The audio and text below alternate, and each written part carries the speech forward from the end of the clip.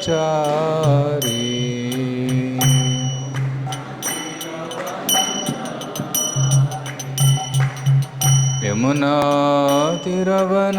यमुनातिरवनचारी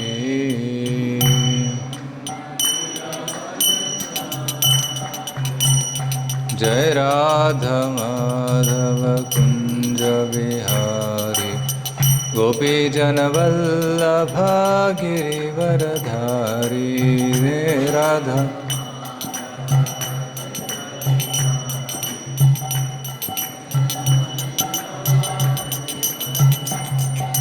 हरे कृष्ण कृष्ण कृष्ण हरे हरे हरे राम राम राम हरे हरे हरे कृष्ण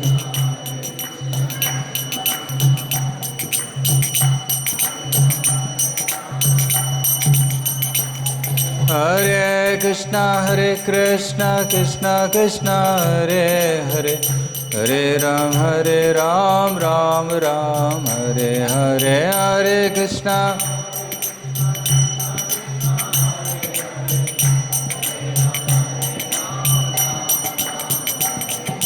जय प्रभुपाद जय श्रील प्रभुपाद जय प्रभुपाद जय श्रील प्रभुपाद जय प्रभुपाद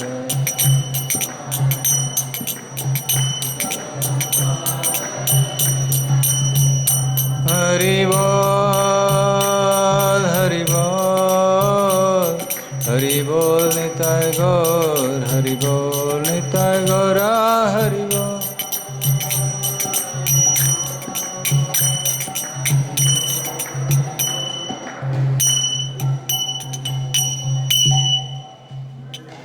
ಹರೇ ಕೃಷ್ಣ ಎಲ್ಲರಿಗೂ ಸ್ವಾಗತ.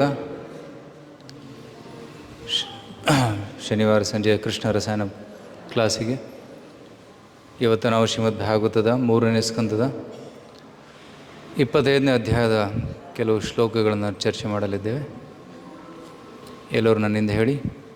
ಓಂ ನಮೋ ಭಗವತೆ ವಾಸುದೇವಾಯ ಓಂ ನಮೋ ಭಗವತೆ ವಾಸುದೇವಾಯ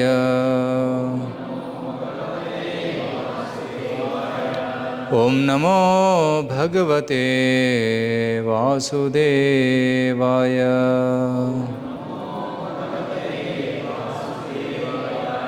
ನಾರಾಯಣಂ ನಮಸ್ಕೃತ್ಯ ನರಂ ಚೈವ ನರೋತ್ತಮಂ ದೇವೀಂ ಸರಸ್ವತೀಂ ವ್ಯಾಸಂ ತತೋ ಜಯಮುದೀರಯೇತ್. ನಷ್ಟಪ್ರಾಯೇಷು ಭದ್ರೇಷು ನಿತ್ಯಂ ಭಾಗವತ ಸೇವಯಾ ಭಗವತಿ ಉತ್ತಮಶ್ಲೋಕೆ ಭಕ್ತಿರ್ಭವತಿ ನೈಷ್ಟಿಕಿ. ಕೃಷ್ಣಾಯ ವಾಸುದೇವಾಯ ದೇವಕೀನಂದನಾಯ ಚ ನಂದಗೋಪಕುಮಾರಾಯ ಗೋವಿಂದಾಯ ನಮೋ ನಮಃ. ಓಂ ಅಜ್ಞಾನತಿಮಿರಾಂಧಸ್ಯ ಜ್ಞಾನಾಂಜನಶಲಾಕಯ ಚಕ್ಷುರುನ್ಮೀಲಿತಂ ಯೇನ ತಸ್ಮೈ ಶ್ರೀಗುರುವೇ ನಮಃ.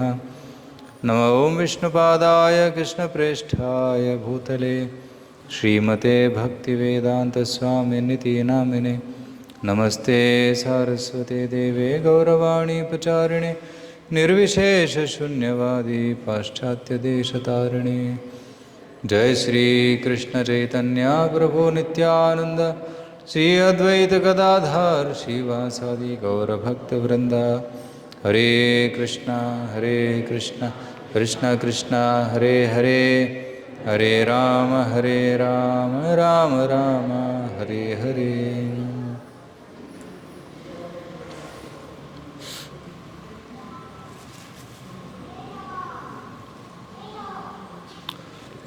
ಹರೇ ಕೃಷ್ಣ.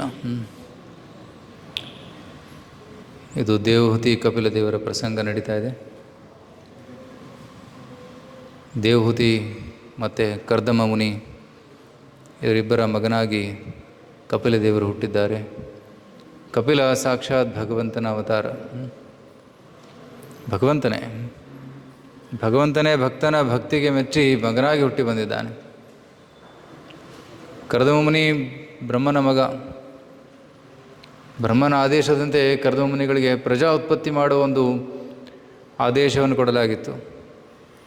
ಅದಕ್ಕೆ ಕರ್ದಮುನಿ ದೇವಹೂತಿಯನ್ನು ಮದುವೆಯಾಗಿ 9 ಜನ ಹೆಣ್ಣು ಮಕ್ಕಳು ಮತ್ತು 1 ಗಂಡು ಮಗುವನ್ನು ಪಡೆದುಕೊಂಡ. ಆದರೆ ಕಂಡೀಷನ್ ಕೂಡ ಇಟ್ಟಿದ್ದ, ನನ್ನ ಮಕ್ಕಳನ್ನು ಕೊಟ್ಟ ಮೇಲೆ ನಾನು ಸನ್ಯಾಸ ಸ್ವೀಕರಿಸಿ ಕಾಡಿಗೆ ಹೋಗ್ತೀನಿ ಅಂತ. ಯಾಕೆಂದರೆ ಜೀವನದ ಮುಖ್ಯ ಉದ್ದೇಶ ಭಗವತ್ಪ್ರಾಪ್ತಿ. ಈ ಭೌತಿಕ ಜಗತ್ತಿನಿಂದ ಬಿಡುಗಡೆ ಹೊಂದಿ ಭಗವಂತನ ಕಡೆ ಹೋಗುವುದೇ ನಮ್ಮ ಜೀವನದ ಉದ್ದೇಶ. ಅದಕ್ಕಾಗಿ ಕಪಿಲ ಹುಟ್ಟಿದ ತಕ್ಷಣ ಕರ್ದಮ ಕಪಿಲನಿಗೆ ನಮಸ್ಕಾರ ಮಾಡಿ ಪ್ರದಕ್ಷಿಣೆ ಮಾಡಿ ಕಾಡಿಗೆ ಹೋಗಿಬಿಟ್ಟ. ಮನೆಯಲ್ಲಿ ಭಗವಂತ ಹುಟ್ಟಿದ್ದಾನೆ, ಆದರೆ ಭಗವಂತನನ್ನು ಹುಡುಕಲು ಕರ್ದಮರು ಹೊರಗಡೆ ಹೋಗ್ತಿದ್ದಾರೆ, ಕಾಡಿಗೆ ಹೋಗ್ತಾ ಇದ್ದಾರೆ. ಮನೆಯಲ್ಲಿರೋ ಭಗವಂತನನ್ನು ಬಿಟ್ಟು ಹೊರಗಡೆ ಹೋದ ಯಾಕೆ? ಸಾಮಾನ್ಯ ಜನರು ನನ್ನ ಉದಾಹರಣೆಯನ್ನು ನೋಡಿ ಅವರು ಕೂಡ ಮನೆಯಲ್ಲಿ ಉಳಿದು ಬಿಡ್ತಾರೆ. ಎಲ್ಲರ ಮನೆಯಲ್ಲಿ ಭಗವಂತ ಹುಟ್ಟೋದಿಲ್ಲ, ಕೆಲವೊಬ್ಬರ ಮನೆಯಲ್ಲಿ ಮಾತ್ರ ಹುಟ್ಟುತ್ತಾನೆ. ಆದರೆ ಸಾಮಾನ್ಯ ಜನರು ಮನೆಗೆ ಆಸಕ್ತರಾಗಬಾರ್ದು, ಭೌತಿಕ ಜಗತ್ತಿಗೆ ಭೌತಿಕ ಸೌಕರ್ಯಗಳಿಗೆ ಆಸಕ್ತರಾಗಬಾರ್ದು. ಒಂದು ಸಮಯದಲ್ಲಿ ಎಲ್ಲವನ್ನ ಆಸಕ್ತಿಯನ್ನು ತ್ಯಜಿಸಿ ಸಂಪೂರ್ಣವಾಗಿ ಭಗವಂತನ ಸೇವೆಯಲ್ಲಿ ತೊಡಗಬೇಕು ಅನ್ನೋ ಒಂದು ಮಾದರಿಯನ್ನು ತೋರಿಸೋದಕ್ಕೆ ಕರ್ದಮರು ಮನೆ ಬಿಟ್ಟು ಹೊರಟರು. ಇಲ್ಲಿ ದೇವಹೂತಿ ತಾಯಿ ಕಪಿಲನ ಜೊತೆ ಮನೆಯಲ್ಲಿದ್ದಾಳೆ.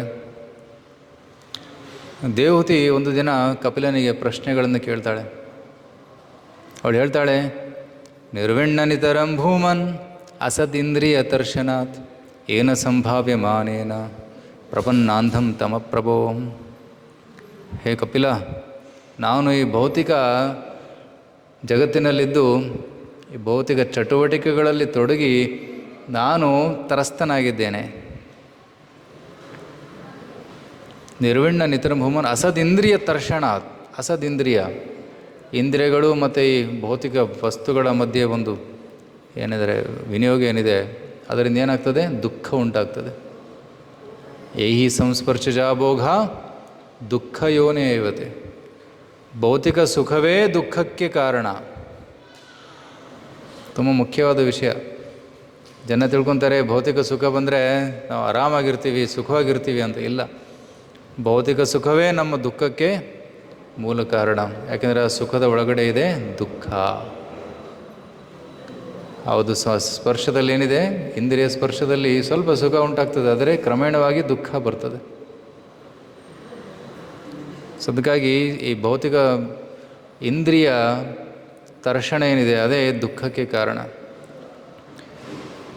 ನಿರ್ವಿಣ್ಣ, ನಾನು ಈಗ ಸೋತು ಹೋಗಿದ್ದೀನಿ. I am frustrated, so I want to surrender to you. ನೀನು ನನ್ನ ಜ್ಞಾನಚಕ್ಷು, ಈಗ ನೀನು ನನಗೆ ದೊರಕಿದ್ದೀಯಾ, ದಯವಿಟ್ಟು ನೀನು ನನಗೆ ದಾರಿ ತೋರಿಸು ಅಂತ ಹೇಳ್ತಾರೆ.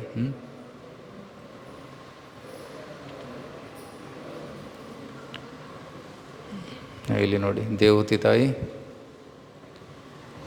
ಕಪಿಲನಿಗೆ ಪ್ರಶ್ನೆಗಳನ್ನು ಕೇಳ್ತಾ ಇದ್ದಾಳೆ. ನಿರ್ವಿಣ್ಣಾನಿತರಾಂ ಭೂಮನ್ ಅಸದಿಂದ್ರಿಯ ತರ್ಷಣಾತ್ ಏನ ಸಂಭಾವ್ಯಮಾನೇನ ಪ್ರಪನ್ನಾಂಧಂ ತಮ ಪ್ರಭು. ನಾನು ಈ ಭೌತಿಕ ಆಸೆಗಳಿಂದ ನಾನು ಅಂಧ ಮತ್ತು ತಮಸ್ಸಿಗೆ ಬೀಳ್ತಾ ಇದ್ದೀನಿ. ಆದರೆ ನನ್ನ ಅದೃಷ್ಟ ಏನಂದರೆ ನೀವು ನನಗೆ ದೊರಕಿದ್ದೀಯಾ. ತಸ್ಯ ತ್ವಂ ತಮಸೋಂದಸ್ಯ ದುಸ್ಪಾರ ಸಾಧ್ಯಪಾರಗಂ ಸಚ್ಚಕ್ಷುರ್ಧನ್ ಜನ್ಮನಾಮಂತೆ ಲಬ್ಧಂ ಮೇ ತ್ವದನುಗ್ರಹಾತ್. ನನಗೆ ಈಗ ಒಂದು ಸಚ್ಚಕ್ಷು ದೊರಕಿದೆ, ಒಂದು ದಾರಿ ದೀಪ ನನಗೆ ಸಿಕ್ಕಿದೆ. ಅದು ಯಾರು? ನೀನೇ ಕಪಿಲ. ದಯವಿಟ್ಟು ನೀನು ನನಗೆ ಈಗ ದಾರಿ ದೀಪ ತೋರಿಸು, ನೀನು ನನಗೆ ದಾರಿ ದೀಪ, ನೀನು ದಾರಿ ತೋರಿಸು ಅಂತ ಇಲ್ಲಿ ಕೇಳ್ತಾ ಇದ್ದಾರೆ. ಸೊ ಇದರ ಅರ್ಥ ಏನು? ನಮ್ಮ ಜೀವನದಲ್ಲಿ ಒಬ್ಬ ಪ್ರಾಮಾಣಿಕ ಗುರುಗಳು ಬಂದರೆ, ಗುರುಗಳ ಸಂದರ್ಶನವಾದರೆ ಅದು ನಮ್ಮ ಜೀವನದಲ್ಲಿ ಭಾಗ್ಯೋದಯ ಮಾಡ್ತದೆ. ಬ್ರಹ್ಮಾಂಡ ಭ್ರಮಿತೆ ಕೋನ ಭಾಗ್ಯವಾನ ಜೀವ್ ಗುರು ಕೃಷ್ಣ ಪ್ರಸಾದೆ ಬಾಯಿ ಭಕ್ತಿಲತಾ ಬೀಜ್. ನಮ್ಮ ಭಾಗ್ಯ ಉದಯ ಯಾವಾಗ ಆಗ್ತದೆ?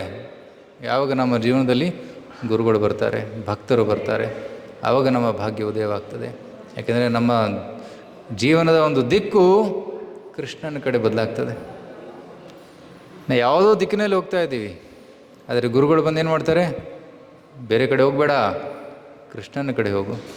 ನೀನೇನೇ ಮಾಡಿದರೂ ನೀನು ಫೈನಲಿ ಕೃಷ್ಣನನ್ನು ತಲುಪಬೇಕು. ಸೊ ಕೃಷ್ಣನನ್ನು ಗುರಿಯಾಗಿ ಇಟ್ಕೊಂಡು ನೀನು ಆ ಕಡೆ ನಡ್ಕೊಂಡು ಹೋಗಬೇಕು ಅಂತ ಹೇಳ್ತಾಳೆ. ಸೊ ಕಪಿಲ ದೇವಹೂತಿಗೆ ದಿವ್ಯ ಜ್ಞಾನವನ್ನು ಕೊಡ್ತಾನೆ. ಸೊ ದೇವಹೂತಿ ಒಂದು ಪ್ರಶ್ನೆ ಕೇಳ್ತಾಳೆ. ಎಂತಹ ಪ್ರಶ್ನೆ? ಎಂತಹ ಯೋಗವನ್ನು ನಾನು ಪರಿಪಾಲಿಸಬೇಕು? ದಯವಿಟ್ಟು ನನ್ನ ಈ ಮಹಾಮೋಹವನ್ನು ಹೋಗಲಾಡಿಸಿ, ನಿನ್ನ ಮಾಯೆ ಮಾತ್ರ ನನ್ನನ್ನು ದಿಗ್ಭ್ರಮೆಗೊಳಿಸಿದೆ ಮತ್ತು ನನ್ನನ್ನು ಅದರಿಂದ ಹೊರಹಾಕುವುದು ನಿನ್ನ ಕರ್ತವ್ಯ. ನಾನು ಈಗ ಈ ಮಾಯಾಜಾಲದಲ್ಲಿ ಅಹಂ ಮಮೇತಿ, ಇದು ನಾನು, ಇದು ನನ್ನದು ಅನ್ನುವ ಒಂದು ಜಾಲದಲ್ಲಿ ಸಿಲುಕಿದ್ದೇನೆ. ಇದರಿಂದ ಬಿಡುಗಡೆಯ ಮಾರ್ಗವನ್ನು ತೋರಿಸುವಂಥ ದೇವಹೂತಿ ಕೇಳಿದಾಗ ಆಗ ಕಪಿಲ ದೇವರು ಯೋಗ ಮಾರ್ಗವನ್ನು ಹೇಳ್ತಾರೆ. ಯೋಗ ಆಧ್ಯಾತ್ಮಿಕ ಯೋಗದ ಬಗ್ಗೆ ಒಂದು ಮಾರ್ಗದರ್ಶನವನ್ನು ನೀಡಿದ್ದಾರೆ. ಆಧ್ಯಾತ್ಮಿಕ ಯೋಗ ಅಂತಂದ್ರೇನು? ಭಕ್ತಿಯೋಗ. ಭಕ್ತಿಯೋಗ ಅಂದರೆ ಭಕ್ತರ ಸಮೂಹದಲ್ಲಿ ಮಾಡುವಂತಹ ಒಂದು ಭಗವಂತನ ಸೇವೆ ಏನಿದೆ, ಅದಕ್ಕೆ ಭಕ್ತಿಯೋಗ ಅಂತ ಕರೀತಾರೆ. ಭಕ್ತಿಯೋಗವನ್ನು ನಾವು ಒಂಟಿಯಾಗಿ ಮಾಡಲು ಸಾಧ್ಯವಿಲ್ಲ. ಭಕ್ತಿಯೋಗವನ್ನು ನಾವು ಭಕ್ತರ ಮಧ್ಯದಲ್ಲಿ ಮಾಡಬೇಕು. ಕಪಿಲರು ಹಲವಾರು ಉಪದೇಶಗಳನ್ನು ನೀಡ್ತಾರೆ. ಮುಖ್ಯವಾಗಿ ಭಕ್ತರ ಸಂಘ ಮಾಡುವಂತ ಹೇಳ್ತಾರೆ. ಸತಾಂ ಪ್ರಸಂಗಾನ್ ಮಮ ವೀರ್ಯ ಸಂವಿದೋ ಭವಂತಿ ಹೃತ್ಕರ್ಣ ರಸಾಯನ ಕಥಾಃ ತಜ್ಜೋಷಣಾದಾಶಪವರ್ಗವರ್ತ್ಮನಿ ಶ್ರದ್ಧಾ ರತಿರ್ಭಕ್ತಿರನುಕ್ರಮಿಷ್ಯತಿ. ಈ ಒಂದು ತತ್ವವನ್ನು ಹೇಳಿದ್ದಾರೆ. ಸಜ್ಜನರ ಸಂಘವನ್ನು ಮಾಡು. ಸಜ್ಜನರಂದ್ರೇನು?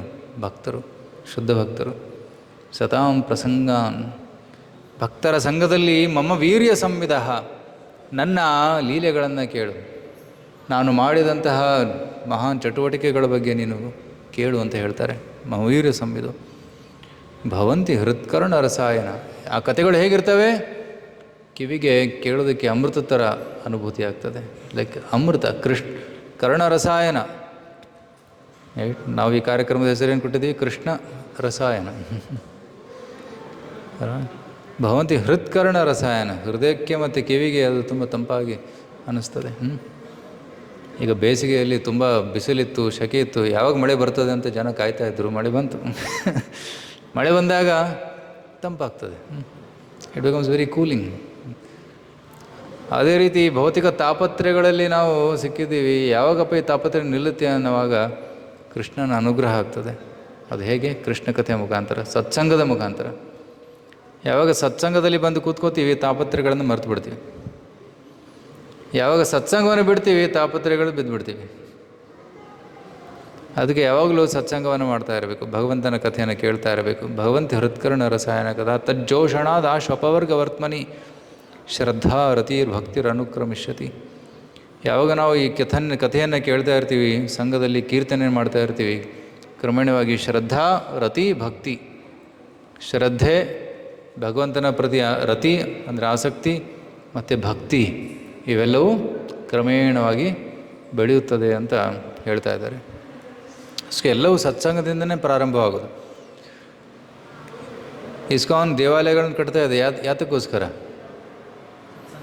ಸತ್ಸಂಗದೊಂದು ಅವಕಾಶ ಕೊಡೋದಕ್ಕೋಸ್ಕರ. ಈ ಹಾಲ್ ಇಲ್ಲ ಅಂದರೆ ಎಲ್ಲಿ ಕೂತ್ಕೋತೀವಿ ನಾವು? ಅದಕ್ಕಾಗಿ ಸತ್ಸಂಗ ಭವನ, ಇಸ್ಕಾನ್ ಕಲ್ಚರಲ್ ಸೆಂಟರ್ಸ್, ಟೆಂಪಲ್ಸ್ ಅದನ್ನು ಮಾಡ್ತಾಯಿದ್ದೀವಿ. ಯಾಕೆ? ಸೊ ದಟ್ ಪೀಪಲ್ ಕ್ಯಾನ್ ಕಾಂಗ್ರಿಗೇಟ್, ಒಟ್ಟಿಗೆ ಬಂದು ಕೀರ್ತನೆ ಮಾಡೋದು, ಕಥೆಯನ್ನು ಕೇಳೋದು, ಪ್ರಸಾದ ತಗೊಳ್ಳೋದು, ಭಗವಂತನ ದರ್ಶನ ಮಾಡೋದು. ಇದಕ್ಕೋಸ್ಕರ ಈ ಕಟ್ಟಡಗಳನ್ನು ಕಟ್ತಾಯಿದ್ದೀವಿ. ಆದರೆ ಕಟ್ಟಡವನ್ನು ಕಟ್ಟಿ ಅಲ್ಲಿ ಕೀರ್ತನೆ, ಭಜನೆ, ಹರಿಕೀರ್ತನೆ ಆಗಲಿಲ್ಲ ಅಂದರೆ ಅದು ವ್ಯರ್ಥ. ಅದು ಇನ್ನೊಂದು ಮಾಮೂಲಿ ಕಟ್ಟಡ ಆಗ್ತದೆ ಅಷ್ಟೆ. ಸೊ ದೇವಾಲಯಕ್ಕೆ ಮತ್ತು ಅನ್ಯ ಕಟ್ಟಡಗಳಿಗೆ ವ್ಯತ್ಯಾಸ ಏನು? ದೇವಾಲಯದಲ್ಲಿ ಭಗವಂತನ ಮಹಿಮೆಯನ್ನು ಹಾಡಲಾಗ್ತದೆ. ಅನ್ಯ ಸ್ಥಳಗಳಲ್ಲಿ ಇಂದ್ರ ತೃಪ್ತಿ ಮಾಡಲಾಗ್ತದೆ. ದೊಡ್ಡ ದೊಡ್ಡ ಮಾಲು, ದೊಡ್ಡ ದೊಡ್ಡ ಸ್ಟೇಡಿಯಮ್ಸು ಎಷ್ಟೊಂದು ಕಟ್ಟಿದ್ದಾರೆ. ಯಾಕೆ? ಇಂದ್ರ ತೃಪ್ತಿಗೋಸ್ಕರ ಮಾತ್ರ. ಕೆಲವರು ಪ್ರಶ್ನೆ ಮಾಡ್ತಾರೆ, ಇಷ್ಟೆಲ್ಲ ದುಡ್ಡು ಖರ್ಚು ಮಾಡಿ ಯಾಕೆ ದೇವಸ್ಥಾನ ಕಟ್ತೀರಾ ಅಂತ. ಆ ದುಡ್ಡನ್ನು ಭಿಕ್ಷುಕರಿಗೆ ಕೊಟ್ಟರೆ ಅವ್ರ ಹೊಟ್ಟೆ ತುಂಬ್ತದೆ. ಯಾಕೆ ನೀವು ದೊಡ್ಡ ಕಟ್ಟಡವನ್ನು ಕಟ್ಟಿ ದುಡ್ಡನ್ನು ವ್ಯರ್ಥ ಮಾಡ್ತೀರಾ ಅಂತ. ಇದೇ ಪ್ರಶ್ನೆ ನಾವು ಮಾಲ್ ಓನರ್ಸಿಗೂ ಕೇಳ್ಬೋದಲ್ಲ. ಇದೇ ಪ್ರಶ್ನೆ ನಾವು ಜನ ಕೋಟಿ ಕೋಟಿ ರೂಪಾಯಿ ಖರ್ಚು ಮಾಡಿ ತಮ್ಮ ಇಬ್ಬರು ಇರ್ತಾರೆ ಮನೆಯಲ್ಲಿ, ಆ ಇಬ್ಬರಿಗೋಸ್ಕರ ದೊಡ್ಡ ಮನೆ ಕಟ್ತಾರೆ. ಅಲ್ಲಿ ಅವ್ರು ಇರೋದು ಇಲ್ಲ ಕೂಡ, ಸುತ್ತಾ ಇರ್ತಾರೆ. ಅಲ್ಲಿ ಮನೆಯಲ್ಲಿ ನೌಕರರು ಮನೆಯಲ್ಲಿ ಆರಾಮ ಮಾಡ್ತಾರೆ ಅಷ್ಟೇ. ಯಾಕೆ ವೇಸ್ಟ್ ಮಾಡಬೇಕು? ಇಲ್ಲಿ ನಾವು ಕಟ್ಟಿರೋದು ಇಂದ್ರ ತೃಪ್ತಿಗೋಸ್ಕರ ಅಲ್ಲ, ಭಗವಂತನ ಸೇವೆಗೋಸ್ಕರ, ಭಕ್ತರ ಸೇವೆಗೋಸ್ಕರ.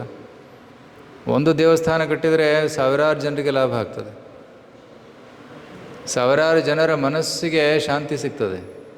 ಯಾಕಂದರೆ ಇಲ್ಲಿ ಬಂದು ಕೀರ್ತನೆ ಮಾಡ್ತಾರೆ, ಕಥೆ ಕೇಳ್ತಾರೆ, ದರ್ಶನ ಮಾಡ್ತಾರೆ, ಪ್ರಾರ್ಥನೆ ಮಾಡ್ತಾರೆ, ಭಗವಂತನೇ ಮುಂದೆ ಬಂದು ಕಣ್ಣೀರಾಗ್ತಾರೆ, ದುಃಖಗಳನ್ನಲ್ಲೇ ಹಚ್ಕೊತಾರೆ. ಎಷ್ಟೊಂದು ಜನರಿಗೆ ಸಮಾಧಾನ ಆಗ್ತದೆ, ಲಾಭ ಆಗ್ತದೆ. ಇದನ್ನು ಅವ್ರು ಎಣಿಸ್ತಾ ಇಲ್ಲ. ಆದರೆ ತಮ್ಮ ಸ್ವಂತ ಇಂದ್ರ ತೃಪ್ತಿಗೋಸ್ಕರ ಕೋಟಿ ಕೋಟಿ ರೂಪಾಯಿ ಖರ್ಚು ಮಾಡ್ತಾರೆ. ಭಗವಂತನ ಸೇವೆಗೋಸ್ಕರ ಒಂದು ಪೈಸೆ ತೆಗೆದಕ್ಕೆ ರೆಡಿ ಇಲ್ಲ ಜನ. ರೈಟ್? ಸೊ ಭಕ್ತರ ಸಂಘದಲ್ಲಿ ನಾವು ಹರಿಕೀರ್ತನೆ ಮಾಡಬೇಕು ಅಂತ ಇಲ್ಲಿ ಕಪಿಲರು ಹೇಳಿದರು. ಆದರೆ ದೇವಹೂತಿ ಇನ್ನಿಷ್ಟು ಹೆಚ್ಚು ವಿಷಯಗಳನ್ನು ತಿಳ್ಕೊಳ್ಳೋದಕ್ಕೆ ಇನ್ನೂ 3 ಪ್ರಶ್ನೆಗಳನ್ನು ಕೇಳ್ತಾಳೆ. ನಿಮ್ಮನ್ನು ಸುಲಭವಾಗಿ ಪಡೆಯಲು ನಾನು ಯಾವ ರೀತಿಯ ಭಕ್ತಿಯನ್ನು ಮಾಡಬೇಕು? ಸೊ ದಯವಿಟ್ಟು ವಿವರವಾಗಿ ಹೇಳಿ ಅಂತ ಪ್ರಶ್ನೆ ಮಾಡ್ತಾಳೆ. ಈ ಒಂದು ಪ್ರಶ್ನೆಯನ್ನು ನಾವು ಇವತ್ತು ನೋಡೋಣ. ಮತ್ತು 2 ಪ್ರಶ್ನೆಗಳನ್ನು ಕೇಳ್ತಾಳೆ. ತತ್ವವನ್ನು ಅರಿತುಕೊಳ್ಳಲು ಬೇಕಾದ ಜ್ಞಾನವನ್ನು ವಿವರಿಸಿ. ತತ್ವಜ್ಞಾನವನ್ನು ಹೇಗೆ ಪಡೆದುಕೊಳ್ಳಬೇಕು ಅದರ ಬಗ್ಗೆ 26, 27ರಲ್ಲಿ ಮುಂದಿನ ಅಧ್ಯಾಯಗಳಲ್ಲಿ ವರ್ಣನೆ ಮಾಡಲಾಗಿದೆ. ಮತ್ತು ಯೋಗ ಪದ್ಧತಿಯ ಲಕ್ಷಣವನ್ನು ದಯವಿಟ್ಟು ನನಗೆ ತಿಳಿಸಿಕೊಡು. ಅದರಲ್ಲಿ ಎಷ್ಟು ಅಂಗಗಳಿವೆ? ಅಷ್ಟಾಂಗ ಯೋಗ ಪದ್ಧತಿ ಬಗ್ಗೆ 28ನೇ ಅಧ್ಯಾಯದಲ್ಲಿ ವಿವರವಾಗಿ ವರ್ಣನೆ ಮಾಡ್ತಾರೆ. ಆ್ಯಕ್ಚುಲಿ ದೇವಹೂತಿ ಕಪಿಲ ಸಂವಾದ 33ನೇ ಅಧ್ಯಾಯದವರೆಗೂ ನಡೀತದೆ, ಟಿಲ್ 33rd ಚಾಪ್ಟರ್. ಆ್ಯಕ್ಚುಲಿ ತುಂಬ ದೀರ್ಘವಾದ ಇದು ಒಂದು ಸಂಭಾಷಣೆ. ಸುಮಾರು 8 ಅಧ್ಯಾಯಗಳಲ್ಲಿ ಈ ಚರ್ಚೆ ನಡೀತದೆ. ಸೊ ನಾವು ಇವತ್ತು ಈ ಒಂದು 12 ಶ್ಲೋಕಗಳನ್ನು ಇವತ್ತು ನೋಡಲು ಪ್ರಯತ್ನಿಸೋಣ. ದೇವಹೂತಿರುವಾಚ ಕಾಚಿತ್ವಯುಚಿತ ಭಕ್ತಿ ಕೀದೃಶೀ ಮಮ ಗೋಚರ ಯಯಾ ಪದಂ ತೇ ನಿರ್ವಾಣಂ ಅಂಜಸಾನ್ವಾನ್ ಅಶ್ವಾಹಂ.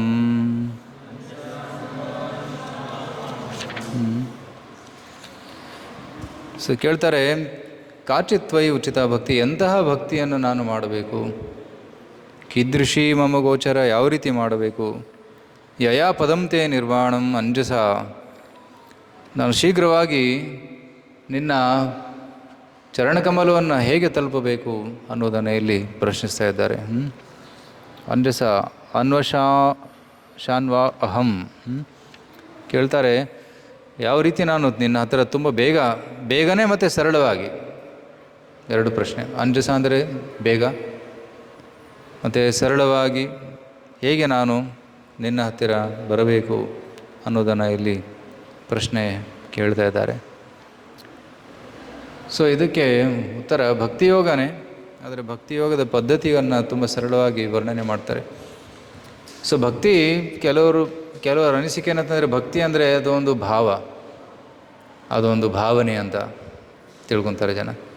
ಮನಸ್ಸಲ್ಲಿ ಭಕ್ತಿ ತುಂಬಿದೆ ಅಂತ ಜನ ಹೇಳ್ತಾರೆ. ನೀವು ದೇವಸ್ಥಾನಕ್ಕೆ ಬರ್ತೀರಾ? ಇಲ್ಲ, ಬರೋದಿಲ್ಲ, ಮನಸ್ಸಲ್ಲಿ ಭಕ್ತಿ ಇದೆ ಸಾಕು ಅಂತಾರೆ. ನೀವು ಜಪ ಮಾಡ್ತೀರಾ? ಮನಸ್ಸಲ್ಲಿ ಭಗವಂತನ ಸ್ಮರಣೆ ಸತತವಾಗಿ ಮಾಡ್ತಾ ಇರ್ತೀನಿ, ಸೊ ಜಪ ಮಾಡೋದು ಬೇಕಿಲ್ಲ ನನಗೆ ಅಂತಾರೆ. ರೈಟ್? ದೇವಸ್ಥಾನದಲ್ಲಿ ಬಂದು ದೇವರ ದರ್ಶನ ಮಾಡಿ, ದೇವರ ದರ್ಶನ ಸತತವಾಗಿ ಆಗ್ತಾ ಇರ್ತದೆ ಎಲ್ಲ ಕಡೆ.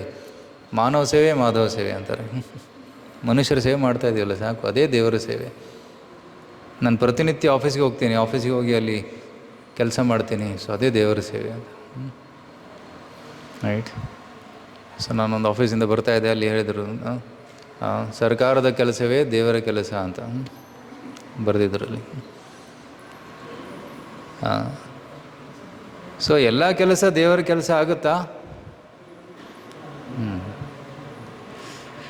ಯಾವಾಗ ನಾವು ನೇರವಾಗಿ ದೇವರ ಕೆಲಸ ಮಾಡ್ತೀವಿ ಅದು ಆ್ಯಕ್ಚುಲಿ ದೇವರ ಕೆಲಸ. ಅಥವಾ ಅದು ಆ ಒಂದು ಫಲ ಏನಿದೆ, ನಾವು ಮಾಡಿದಂಥ ಕರ್ಮ ಫಲ ಏನಿದೆ ಅದು ದೇವರಿಗೆ ತಲುಪಿದಾಗ ಅದು ದೇವರ ಸೇವೆ ಆಗ್ತದೆ, ಇಲ್ಲಾಂದರೆ ದೇವರ ಸೇವೆ ಆಗೋದಿಲ್ಲ. ಸೊ ಜನ ಏನು ತಿಳ್ಕೊತಾರೆ, ಭಕ್ತಿ ಅಂದರೆ ಎಲ್ಲರೂ ಸಹಜವಾಗಿ ಸರಳವಾಗಿ ಮಾಡ್ಬೋದು ಅಂತ. ಬಟ್ ಶಿಲ ಪ್ರಭುಪಾದ ಹೇಳ್ತಾರೆ, ಸೋ ಕಾಲ್ಡ್ ಭಕ್ತಿ may be easy, but actual ಭಕ್ತಿ ಇಸ್ ನಾಟ್ ಈಸಿ.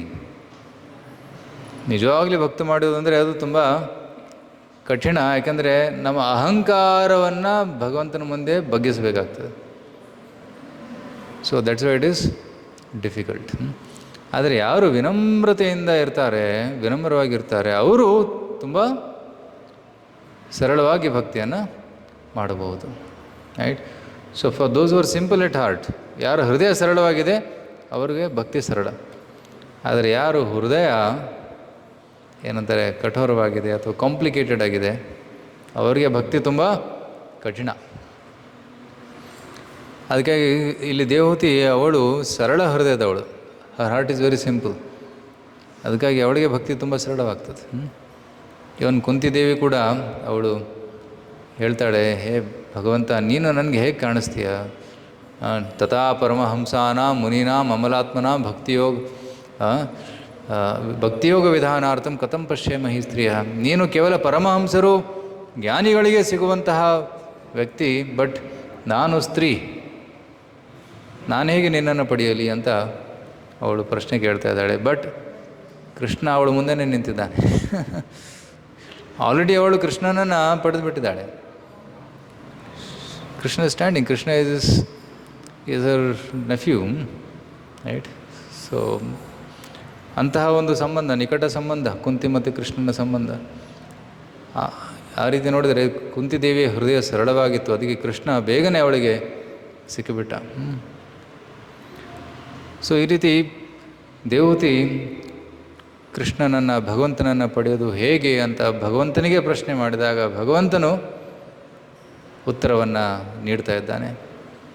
ಸೊ ಎಂತಹ ಉತ್ತರ ಅದು, ಹೇಗೆ ನಾವು ಭಕ್ತಿ ಸೇವೆಯನ್ನು ಮಾಡಬೇಕು ಅನ್ನೋದನ್ನು ಇಲ್ಲಿ ವರ್ಣಿಸ್ತಾ ಇದ್ದಾರೆ.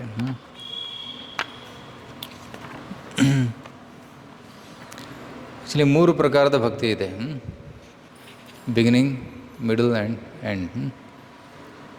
ಸೊ ಫಸ್ಟ್ ಲೆವೆಲ್ಗೆ ಏನಂತಾರೆ, ಸಾಧನಾ ಭಕ್ತಿ ಅಂತ ಕರೀತಾರೆ. ಫಸ್ಟ್ ಲೆವೆಲ್ಗೆ ಏನಂತಾರೆ, ಸಾಧನಾ ಭಕ್ತಿ. ನಂತರ ಭಾವಭಕ್ತಿ, ನಂತರ ಪ್ರೇಮ ಭಕ್ತಿ. ಓಕೆ, ಯಾವ 3 ಹಂತಗಳು? ಸಾಧನಾ ಭಕ್ತಿ ಆ್ಯಂಡ್ ಪ್ರೇಮ ಭಕ್ತಿ. ಸೊ ಸಾಧನಾ ಭಕ್ತಿಯಲ್ಲೂ ಕೂಡ 2 ಹಂತಗಳಿವೆ. ಸಾಧನಾ ಭಕ್ತಿಯಲ್ಲಿ 2 ಹಂತಗಳಿವೆ, ವೈಧಿ ಸಾಧನಾ ಭಕ್ತಿ ಮತ್ತು ರಾಗಾನುಗ ಸಾಧನಾ ಭಕ್ತಿ ಅಂತ. ಯಾವುದು? ವೈಧಿ ಸಾಧನಾ ಭಕ್ತಿ ಆ್ಯಂಡ್ ರಾಗಾನುಗ ಸಾಧನಾ ಭಕ್ತಿ. ಸೊ ಈ ರೀತಿ ಹಂತಗಳಿವೆ. ವೈಧಿ ಸಾಧನಾ ಭಕ್ತಿ ಅಂತಂದ್ರೆ ಏನು? ಭಕ್ತಿ ಅಂಗಗಳಲ್ಲಿ ಇನ್ನೂ ರುಚಿ ಬೆಳೆದಿಲ್ಲ, ಸ್ವಲ್ಪ ಶ್ರದ್ಧೆ ಇದೆ, ಆದರೆ ಅಷ್ಟು ರುಚಿ ಬೆಳೆದಿಲ್ಲ. ಆದರೆ ಗುರುಗಳು ಹೇಳಿದ್ದಾರೆ, ಭಕ್ತರು ಹೇಳಿದ್ದಾರೆ, ವರಿಷ್ಠರು ಹೇಳಿದ್ದಾರೆ ಮಾಡಬೇಕು ಅಂತ ಮಾಡ್ತಾಯಿದ್ದೆ. ಪ್ರಭುಪಾದ ಹೇಳಿದ್ದಾರೆ 16 ರೌಂಡ್ಸ್ 16 ಮಾಲೆ ಜಪ ಮಾಡಬೇಕು, ಅದು ಮಾಡ್ತೀನಿ. ಹರೇ ಕೃಷ್ಣ ಕೃಷ್ಣ ಕೃಷ್ಣ ಹರೇ ಹರೇ, ಹರೇ ರಾಮ್ ರಾಮ್ ರಾಮ್ ಹರೇ ಮುಗೀತು. ಮುಗಿದ್ಮೇಲೆ ಸೈಡಿಗೆ ಇಟ್ಬಿಡ್ತೀನಿ ಅಷ್ಟೇ.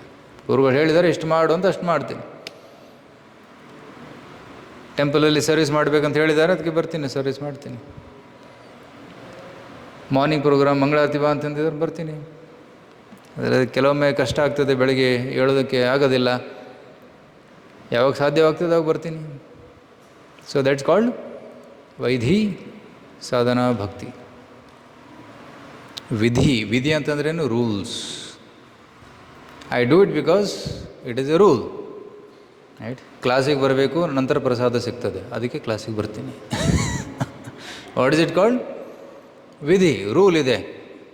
ಲೇಟಾಗಿ ಬಂದರೆ ಕೂಪನ್ ಸಿಗೋದಿಲ್ಲ, ಓಕೆ, ಅದಕ್ಕೆ ಬೇಗ ಬರಬೇಕು, ರೈಟ್. ಪ್ರಸಾದಕ್ಕೋಸ್ಕರ ಬೇಗ ಬರಬೇಕು, ಕೂತ್ಕೋಬೇಕು, ಅದಕ್ಕೆ ವಿಧಿ ಅಂತಾರೆ.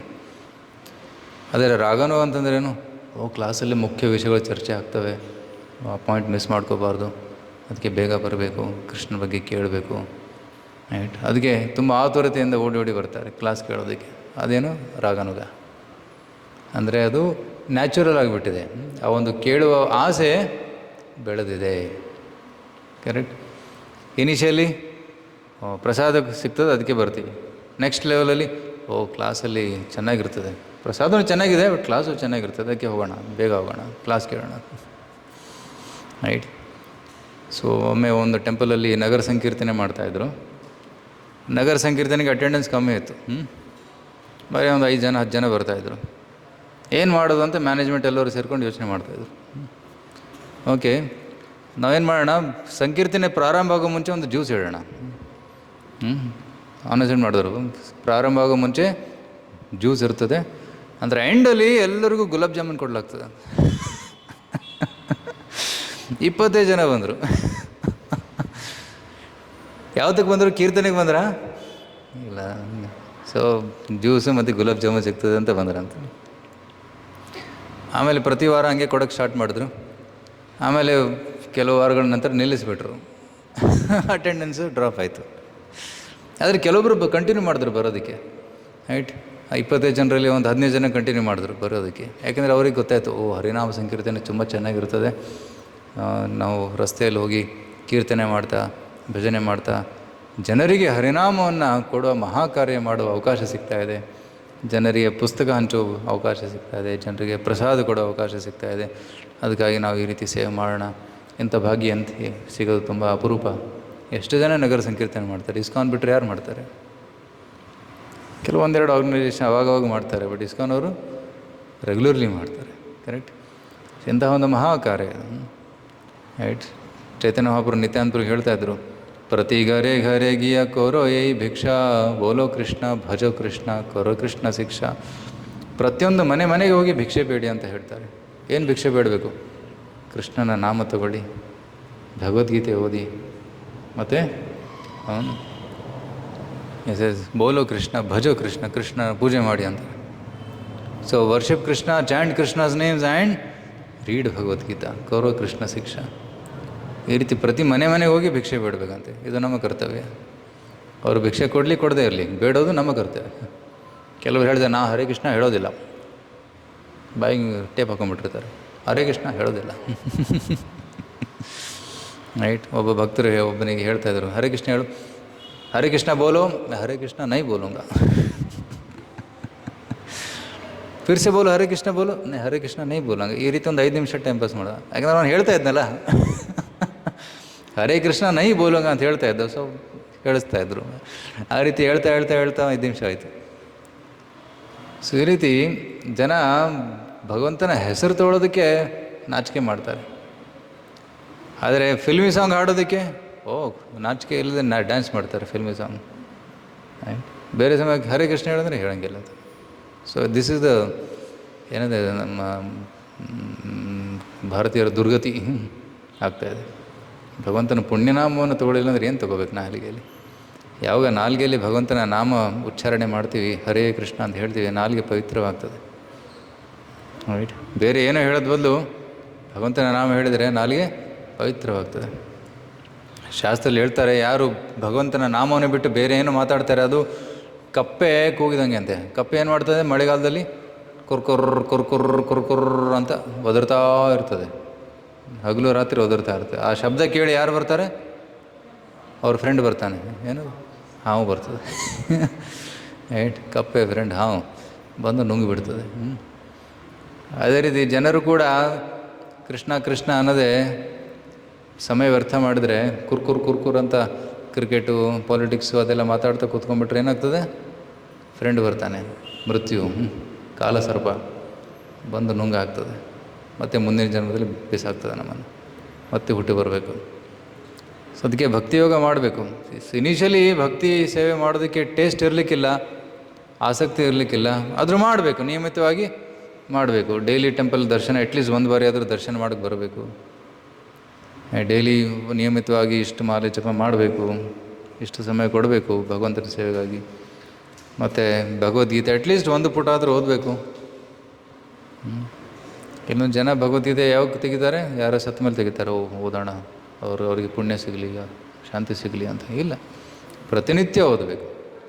ರೈಟ್. ಭಗವದ್ಗೀತಾ ಕಿಂಚಿದಧೀತ ಗಂಗಾ ಜಲಲವ ಕಣಿಕಾ ಪೀತ ಸಕೃದಪಿಯೇನ ಮುರಾರಿ ಸಮರ್ಚ ಕ್ರಿಯತೆ ತಸ್ಯ ಯಮೇನ ನ ಚರ್ಚಾ ಭಜ ಗೋವಿಂದಂ ಭಜ ಗೋವಿಂದಂ ಗೋವಿಂದಂ ಭಜ ಮೂಢಮತೆ. ಆದಿಶಂಕರಾಚಾರ್ಯ ಹೇಳ್ತಾರೆ, ಭಗವದ್ಗೀತೆಯನ್ನು ಸ್ವಲ್ಪ ಓದಿ ಅಂತ.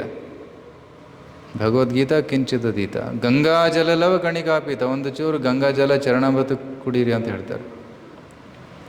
ಸಕೃತಪಿ ಏನು ಮುರಾರಿ ಸಮರ್ಚ, ಕ್ಲಾಸಲ್ಲಿ ಕೂತ್ಕೊಂಡು ಸ್ವಲ್ಪ ಚರ್ಚೆ ಕೇಳಿ, ಕೃಷ್ಣನ ಬಗ್ಗೆ ಚರ್ಚೆ ಕೇಳಿ ಅಂತ ಹೇಳ್ತಾರೆ. ಯಾರು ಈ 3 ಕಾರ್ಯಗಳನ್ನು ಮಾಡ್ತಾರೆ ಅವರು ಯಮರಾಜನ ಜೊತೆ ಕ್ರಿಯತೆ ತಸ್ಯ ಯಮೇನ ಚರ್ಚೆ, ಯಮರಾಜ್ ಜೊತೆ ಒಪ್ಪಂದ ಮಾಡ್ಕೊಳ್ಳೋ ಅವಕಾಶ ಸಿಗೋದಿಲ್ಲ ಅವರಿಗೆ. ಏನೋ ಯಮರಾಜನ ದರ್ಶನ ಅವರಿಗೆ ಆಗೋದಿಲ್ಲ. ಆದರೆ ಯಾರು ಈ 3 ಕಾರ್ಯಗಳನ್ನು ಮಾಡೋದಿಲ್ಲ, ಯಮರಾಜ ಹತ್ರ ಹೋದ್ಮೇಲೆ ಸರ್ ತಪ್ಪಾಯಿತು ಕ್ಷಮಿಸಿ ಅಂತ ಬೇಡ್ಕೋಬೇಕಾಗ್ತದೆ. ಆದರೆ ಯಾರು ಭಗವದ್ಗೀತೆ ಓದ್ತಾರೆ, ಕೃಷ್ಣ ಕತೆ ಕೇಳ್ತಾರೆ, ಗಂಗಾಜಲ ಚರಣಾಮೃತ ತಗೊತಾರೆ ಪ್ರತಿದಿನ, ಅವರು ಯಮರಾಜನ ಸಂದರ್ಶನ ಮಾಡಬೇಕಿಲ್ಲ ಅಂತ ಹೇಳ್ತಾರೆ. So it's very important. So vidhi as a rule we should do these things. Bhakti Rasamrita ಅಂತ ಅನ್ನೋ ಗ್ರಂಥದಲ್ಲಿ 64 ಅಂಗಗಳನ್ನು ಕೊಟ್ಟಿದ್ದಾರೆ. ರೈಟ್. ಉದಾಹರಣೆಗೆ ಭಗವಂತನ ದರ್ಶನ ಮಾಡುವುದು, ಭಗವಂತನ ಮುಂದೆ ಬಗ್ಗಿ ನಮಸ್ಕಾರ ಮಾಡುವುದು, ಭಗವಂತನ ದೇವಸ್ಥಾನ ಪ್ರದಕ್ಷಿಣೆ ಮಾಡುವುದು, ತುಳಸಿ ಜಲದಾನ ಮಾಡುವುದು, ತುಳಸಿ ಪ್ರದಕ್ಷಿಣೆ ಮಾಡುವುದು, ಗುರುಗಳ ವಂದನೆ ಮಾಡುವುದು, ಗುರುಗಳಿಂದ ಕೇಳುವುದು, ಗುರುಗಳ ಸೇವೆ ಮಾಡುವುದು, ಚರಣಾಮೃತ ಸೇವನೆ ಮಾಡುವುದು, ಉತ್ಸವಗಳನ್ನು ಆಚರಿಸುವುದು, ಮತ್ತು ಆಮಲಕ್ಕಿ ಗಿಡದ ಪೂಜೆ ಮಾಡುವುದು, ಅಶ್ವತ್ಥ ವೃಕ್ಷದ ಪೂಜೆ ಮಾಡುವುದು, ಈ ರೀತಿ ಹಲವಾರು ಅಂಗಗಳನ್ನು ಕೊಟ್ಟಿದ್ದಾರೆ. ಭಗವಂತನ ನಾಮಸ್ಮರಣೆ ಮಾಡುವುದು, ಭಾಗವತವನ್ನು ಕೇಳುವುದು, ಸಂಕೀರ್ತನೆ ಮಾಡುವುದು, ಈ ರೀತಿ ಟೋಟಲ್ 64 ಆಗ್ತಾವಂತೆ ಅಂಗಗಳು. ತೀರ್ಥಕ್ಷೇತ್ರಗಳಿಗೆ ಹೋಗುವುದು, ಭಕ್ತರ ಸಂಘ ಮಾಡುವುದು, ಈ ರೀತಿ 64 ಅಂಗಗಳನ್ನು ಕೊಟ್ಟಿದ್ದಾರೆ. ಎಲ್ಲ 64 ಪ್ರತಿದಿನ ಮಾಡೋಕ್ಕಾಗೋದಿಲ್ಲ, ಅದರಲ್ಲಿ ಅಟ್ಲೀಸ್ಟ್ ಅದರಲ್ಲಿ 45 ಅಂತೂ ಮಾಡ್ಬೋದು ಪ್ರತಿದಿನ. ಮಾರ್ನಿಂಗ್ 4:30 9 o'clockವರೆಗೂ ಮಾರ್ನಿಂಗ್ ಪ್ರೋಗ್ರಾಮ್ ಅಟೆಂಡ್ ಆದರೆ ಅದರಲ್ಲಿ 45 ಮಾಡ್ಬೋದಂತೆ. ಉಳಿದ ಅಂಗಗಳನ್ನು ಕೆಲವೊಮ್ಮೆ ಉತ್ಸವಗಳಲ್ಲಿ ಅಥವಾ ಏನಂತಾರೆ ಯಾತ್ರೆಗಳಲ್ಲಿ ಮಾಡ್ಬೋದು. ಸೊ ಈ ರೀತಿ ವಿಧಿ ರೂಪದಲ್ಲಿ, ನಿಯಮಿತ ರೂಪದಲ್ಲಿ ನಾವು ಮಾಡಲೇಬೇಕು ಅಂತ ಒಂದು ನಿಯಮ ಮಾಡಿಕೊಂಡು ಪ್ರತಿದಿನ ಮಾಡ್ತಾಯಿದ್ದಾರೆ. ಅದಕ್ಕೆ ವೈಧಿ ಸಾಧನ ಭಕ್ತಿ ಅಂತ ಕರೀತಾರೆ. ನಂತರ ಇದೆ ರಾಗಾನುಗ ಸಾಧನ ಭಕ್ತಿ. ಯಾವಾಗ ಈ ಒಂದು ಭಕ್ತಿ ಸಹಜವಾಗ್ತದೆ, it becomes natural. Right. In the beginning, ಪ್ರಾರಂಭದಲ್ಲಿ ಬೆಳಗ್ಗೆ ಬೇಗ ಹೇಳೋದು ಕಷ್ಟ ಆಗ್ಬೋದು, ಆದರೆ ಅಭ್ಯಾಸ ಆದಮೇಲೆ ಅದು ಸಹಜವಾಗ್ತದೆ. ಪ್ರಾರಂಭದಲ್ಲಿ 16 ಮಾಲೆ ಜಪ ಮಾಡೋದು ಸ್ವಲ್ಪ ಕಷ್ಟ ಆಗ್ಬೋದು, ಆದರೆ ಕೆಲವು ವರ್ಷಗಳ ನಂತರ ಅದು ತುಂಬ ಸಹಜವಾಗ್ತದೆ. ಕರೆಕ್ಟ್. ಸೊ ಈ ರೀತಿ ಯಾವಾಗ ಅದು ಸಹಜವಾಗ್ತದೆ, ದೆನ್ ಇಟ್ಸ್ ಕಾಲ್ಡ್ ರಾಗಾನುಗ ಭಕ್ತಿ. ಆ್ಯಂಡ್ ಸ್ಪೆಸಿಫಿಕಲಿ ಹೇಳ್ಬೇಕಂತಂದರೆ ರಾಗಾತ್ಮಿಕ ಭಕ್ತರು ಇರ್ತಾರೆ. ರಾಗಾತ್ಮಿಕ ಭಕ್ತರಂದರೆ ಭಗವಂತನ ನಿತ್ಯ ಪಾರ್ಷದರು, ಲೈಕ್ ಶ್ರೀಮತಿ ರಾಧಾರಾಣಿ, ಅಷ್ಟಸಖೀಸ್, ಅವ್ರ ಯಶೋಧ ಮಾತಾ, ಇವರೆಲ್ಲರೂ ಭಗವಂತನ ನಿತ್ಯ ಪಾರ್ಷದರು, ರಾಗಾತ್ಮಿಕ ಭಕ್ತರು. ನಂದ, ಯಶೋಧ, ಈ ರೀತಿ ಶ್ರೀರಾಮ, ಸುಬಲ, ಇವರೆಲ್ಲರೂ ಭಗವಂತನ ನಿಕಟ ಪಾರ್ಷದರು. ಯಾರಾದರೂ ಒಬ್ಬರ ಒಂದು ಭಕ್ತಿಯನ್ನು ನಾವು ಅನುಸರಿಸಿದರೆ, ರೈಟ್, ದಟ್ಸ್ ಕಾಲ್ಡ್ ರಾಗ ಅನುಗ. ಅನುಗ ಅಂತಂದರೆ ಅನುಗಮನಂ, ಅವರ ಹಿಂದೆ ಹೋಗುವುದು ಅಂತ ಅರ್ಥ. ಕರೆಕ್ಟ್. ಯಾರಾದರೂ ಒಬ್ಬರ ಭಕ್ತಿಯನ್ನು ನೋಡಿ ಅದಕ್ಕೆ ಆಕರ್ಷಿತರಾಗಿ ಅವರ ಥರನೇ ನಾನು ಭಕ್ತಿ ಸೇವೆ ಮಾಡಬೇಕು ಅನ್ನೋ ಆಸೆ ಮನಸ್ಸಲ್ಲಿ ಮೂಡಿದಾಗ ಅದು ರಾಗಾನುಗ ಭಕ್ತಿ ಅಂತ ಅನ್ನಿಸ್ಕೊಳ್ತದೆ. ಆಗ ಅಲ್ಲಿ ಆಕರ್ಷಣೆ ಇನ್ನಿಷ್ಟು ತೀವ್ರವಾಗಿರ್ತದೆ, ಸಹಜವಾಗಿರ್ತದೆ. ಕೆಲವೊಮ್ಮೆ ನೋಡ್ಬೋದು, ಯಾರಾದರೂ ವರಿಷ್ಠ ಭಕ್ತರು ಭಕ್ತಿಯನ್ನು ನೋಡಿ, ಅವರ ಚಾಂಟಿಂಗನ್ನು ನೋಡಿ ಅಥವಾ ಅವ್ರ ಕೀರ್ತನೆಯನ್ನು ಕೇಳಿ, ಅವರ ಭಕ್ತಿ ಸೇವೆಯನ್ನು ನೋಡಿ ಆಕರ್ಷಣೆ ಉಂಟಾಗ್ತದೆ. ಅವ್ರು ಎಷ್ಟು ಚೆನ್ನಾಗಿ ಭಕ್ತಿ ಮಾಡ್ತಾಯಿದ್ದಾರೆ, ನಾವು ಅದೇ ರೀತಿ ಮಾಡಬೇಕು ಅನ್ನೋ ಒಂದು ಆಕರ್ಷಣೆ ಉಂಟಾಗ್ತದೆ. ದಟ್ಸ್ ಕಾಲ್ಡ್ ರಾಗಾನುಗ ಭಕ್ತಿ. ರೈಟ್. ಸೊ ನಾವೆಲ್ಲರೂ ಶ್ರೀಲ ಪ್ರಭುಪಾದರ ಭಕ್ತಿಯನ್ನು ನೋಡಿದ್ದೀವಿ. ಹೇಗೆ ಅವರು 70 ವರ್ಷದ ವಯಸ್ಸಿನಲ್ಲಿ ಭಾರತವನ್ನು ಬಿಟ್ಟು ವಿದೇಶಕ್ಕೆ ಹೋಗಿ ಅಲ್ಲಿ ನಾಮ ಸಂಕೀರ್ತನೆಯನ್ನು ಪ್ರಚಾರ ಮಾಡಿದರು. ಕರೆಕ್ಟ್. ಪಾಶ್ಚಾತ್ಯ ದೇಶದ ಉಗ್ರ ಸ್ಥಾನಕ್ಕೆ ಹೋಗಿ ರಜಗುಣ ತಮಗುಣದಿಂದ ತುಂಬಿದ ಅಂತಹ ಸ್ಥಳಕ್ಕೆ ಹೋಗಿ ಅಲ್ಲಿ ಭಕ್ತಿಯನ್ನು ಅಲ್ಲಿ ನೆಟ್ಟಿದ್ದಾರೆ, ಭಕ್ತಿಯನ್ನು ಅಲ್ಲಿ ಪ್ರಚಾರ ಮಾಡಿದ್ದಾರೆ. ಸೊ ಅವರ ಒಂದು ಚರಿತ್ರೆಯನ್ನು ಕೇಳಿದಾಗ ನಮಗೆ ಒಂದು ಆಕರ್ಷಣೆ ಉಂಟಾಗ್ತದೆ, ಎಂಥ ಮಹಾನ್ ಭಕ್ತರವರು ಅಂತ. ಅವರ ಥರ ನಾವು ಕೂಡ ಭಕ್ತಿ ಸೇವನೆ ಮಾಡಬೇಕು ಅನ್ನೋ ಒಂದು ಆಸೆ ಉಂಟಾದಾಗ ಅದೇನಾಗ್ತದೆ, ರಾಗಾನುಗ ಭಕ್ತಿ ಅಥವಾ ಪ್ರಭುಪಾದಾನುಗ ಭಕ್ತಿ ಅಂತ ಕೂಡ ಹೇಳ್ಬೋದು. ರೈಟ್, ಪ್ರಭುಪಾದರ ಅನುಗಮನವನ್ನು ನಾವು ಮಾಡ್ತಾಯಿದ್ದೀವಿ, ಪ್ರಭುಪಾದರು ಹೇಳಿದಾಗೆ ನಾವು ಸೇವೆ ಮಾಡ್ತಾಯಿದ್ದೀವಿ. So that's called Prabhupadanuga. So ಇಸ್ಕಾನಲ್ಲಿ ನಾವು ಎಲ್ಲರೂ ಯಾರು? ಪ್ರಭುಪಾದಾನುಗಾಸ್. ಶ್ರೀಲ ಪ್ರಭುಪಾದರ ಮಾರ್ಗದರ್ಶನದಲ್ಲಿ ಅವರ ಪದಚಿಹ್ನೆಯಲ್ಲಿ ನಾವು ಕೂಡ ನಡ್ಕೊಂಡು ಹೋಗ್ತಾ ಇದ್ದೀವಿ. So that's called Prabhupadanugas. ಮತ್ತು ವಿಶೇಷವಾಗಿ ನಮ್ಮ ಒಂದು ಸಂಸ್ಥೆ ಏನಿದೆ, ಇಸ್ಕಾನ್ ಸಂಸ್ಥೆ, ಇದು ಬರುವುದು ಗೌಡಿಯ ಗುರು ಶಿಷ್ಯ ಸಂಪ್ರದಾಯದಲ್ಲಿ, ಕರೆಕ್ಟ್? ಸೊ ಚೈತನ್ಯ ಮಹಾಪ್ರಭು ಈ ಒಂದು ಸಂಪ್ರದಾಯವನ್ನು ಪ್ರಾರಂಭಿಸಿದರು, ಗೌಡಿಯ ಸಂಪ್ರದಾಯ. ಅದಕ್ಕೂ ಮುಂಚೆ ಬ್ರಹ್ಮ ಸಂಪ್ರದಾಯ ಅಂತ ಇತ್ತು. ಬ್ರಹ್ಮ, ಮಧ್ವ, ಗೌಡಿಯ ಗುರು ಶಿಷ್ಯ ಪರಂಪರೆ. ಗೌಡಿಯ ಪರಂಪರೆಯಲ್ಲಿ ಪ್ರಮುಖ ಆಚಾರ್ಯರು ರೂಪ ಗೋಸ್ವಾಮಿ. ಶ್ರೀ ಚೈತನ್ಯ ಮನೋಭೀಷ್ಟಂ ಸ್ಥಾಪಿತಂ ಯೇನ ಭೂತಲೆ ಸ್ವಯಂ ರೂಪ ಕದಾ ಮಹ್ಯಂ ದದಾತಿ ಸ್ವಪದಾಂತಿಕಂ. ಚೈತನ್ಯ ಮಹಾಪ್ರಭುಗಳ ಮನೋಭೀಷ್ಟವನ್ನು ಅರ್ಥ ಮಾಡಿಕೊಂಡವರು ರೂಪ ಗೋಸ್ವಾಮಿ. ಅದಕ್ಕೆ ನಾವು ಅವರಿಗೆ ಪ್ರಾರ್ಥನೆ ಅನುಸರಿಸ್ತೀವಿ, ಯಾವಾಗ ರೂಪ ಗೋಸ್ವಾಮಿ ನನ್ನ ಮೇಲೆ ಕರುಣೆಯನ್ನು ತೋರಿಸಿ ನನಗೆ ಅನುಗ್ರಹವನ್ನು ನೀಡ್ತಾರೆ ಅನ್ನುವಂಥ ಒಂದು ಪ್ರಾರ್ಥನೆಯನ್ನು ಮಾಡ್ತಾಯಿದ್ದೀವಿ. ರೂಪ ಗೋಸ್ವಾಮಿ ತಮ್ಮ ನಿಜವಾದ ಸ್ವರೂಪದಲ್ಲಿ ಅವರು ಮಂಜರಿ ಭಾವದಲ್ಲಿದ್ದಾರೆ. ರೂಪಮಂಜರಿ ಸಖಿಯರ ಸೇವಕಿ, ರೈಟ್? ಕೃಷ್ಣ, ರಾಧಾಕೃಷ್ಣ ಅವರ ನಿಕಟ ಸೇವಕರು ಅಷ್ಟಸಖಿಯರು, ರೈಟ್? ಲಲಿತಾ, ವಿಶಾಖ, ಇವತ್ತು ರಾಸಲೀಲೆಯಲ್ಲಿ ನೋಡ್ತಾ ಇದ್ದೀರಾ. So Lalita, Vishakha, Indulekha, Rangadevi, Sudevi, Chitra, then Chitralekha, like this total 8 sakhis, ashtasakhis. So ಅಷ್ಟಸಖಿಯರ ಸೇವಕಿಯರು manjaris are young girls, right? 5 year 6 year old girls. ಅವರು ಸಖಿಯರ ಸೇವೆ ಮಾಡ್ತಾರೆ. ಸಖಿಯರು ಕೃಷ್ಣನ ಸೇವೆಯನ್ನು, ರಾಧಾರಾಣಿಯ ಸೇವೆಯನ್ನು ಮಾಡ್ತಾರೆ. ಸೊ ಈ ರೀತಿ ಲಲಿತಾ ವಿಶಾಖಾದಿ ಯತ ಸಖಿ ವೃಂದ ಆಜ್ಞಾಯ ಕೊರಿಬೋ ಶಿವ ಚರಣಾರವಿಂದ. ಸೊ ಲಲಿತಾ ವಿಶಾಖ ದೇವಿಯ ಆಜ್ಞೆಯಂತೆ ನಾನು ಸೇವೆಯನ್ನು ಮಾಡ್ತೀನಿ ಅಂತ ಇಲ್ಲಿ ಪ್ರಾರ್ಥನೆ ಮಾಡ್ತಾ ಇದ್ದಾರೆ. ಸೊ ಯಾವಾಗ ನಾವು ರೂಪ ಗೋಸ್ವಾಮಿಯವರು ಕೊಟ್ಟಂತಹ ಭಕ್ತಿರಸಾಮೃತ ಸಿಂಧು ಉಪದೇಶಾಮೃತವನ್ನು ಅನುಸರಿಸ್ತೀವಿ, ಆಗ ನಾವು ರೂಪಾನುಗರಾಗ್ತೀವಿ. ರೂಪ ಗೋಸ್ವಾಮಿಯರ ಅನುಯಾಯಿಗಳು, right? So that is Rupanuga sampradaya. And specifically ಇಸ್ಕಾನಲ್ಲಿ Prabhupadanuga, we are following Prabhupada's instructions, right? So vaidhi sadhana ಭಕ್ತಿ, ರಾಗಾನುಗ ಸಾಧನ ಭಕ್ತಿ. ನಂತರ ಬರ್ತದೆ ಭಾವಭಕ್ತಿ.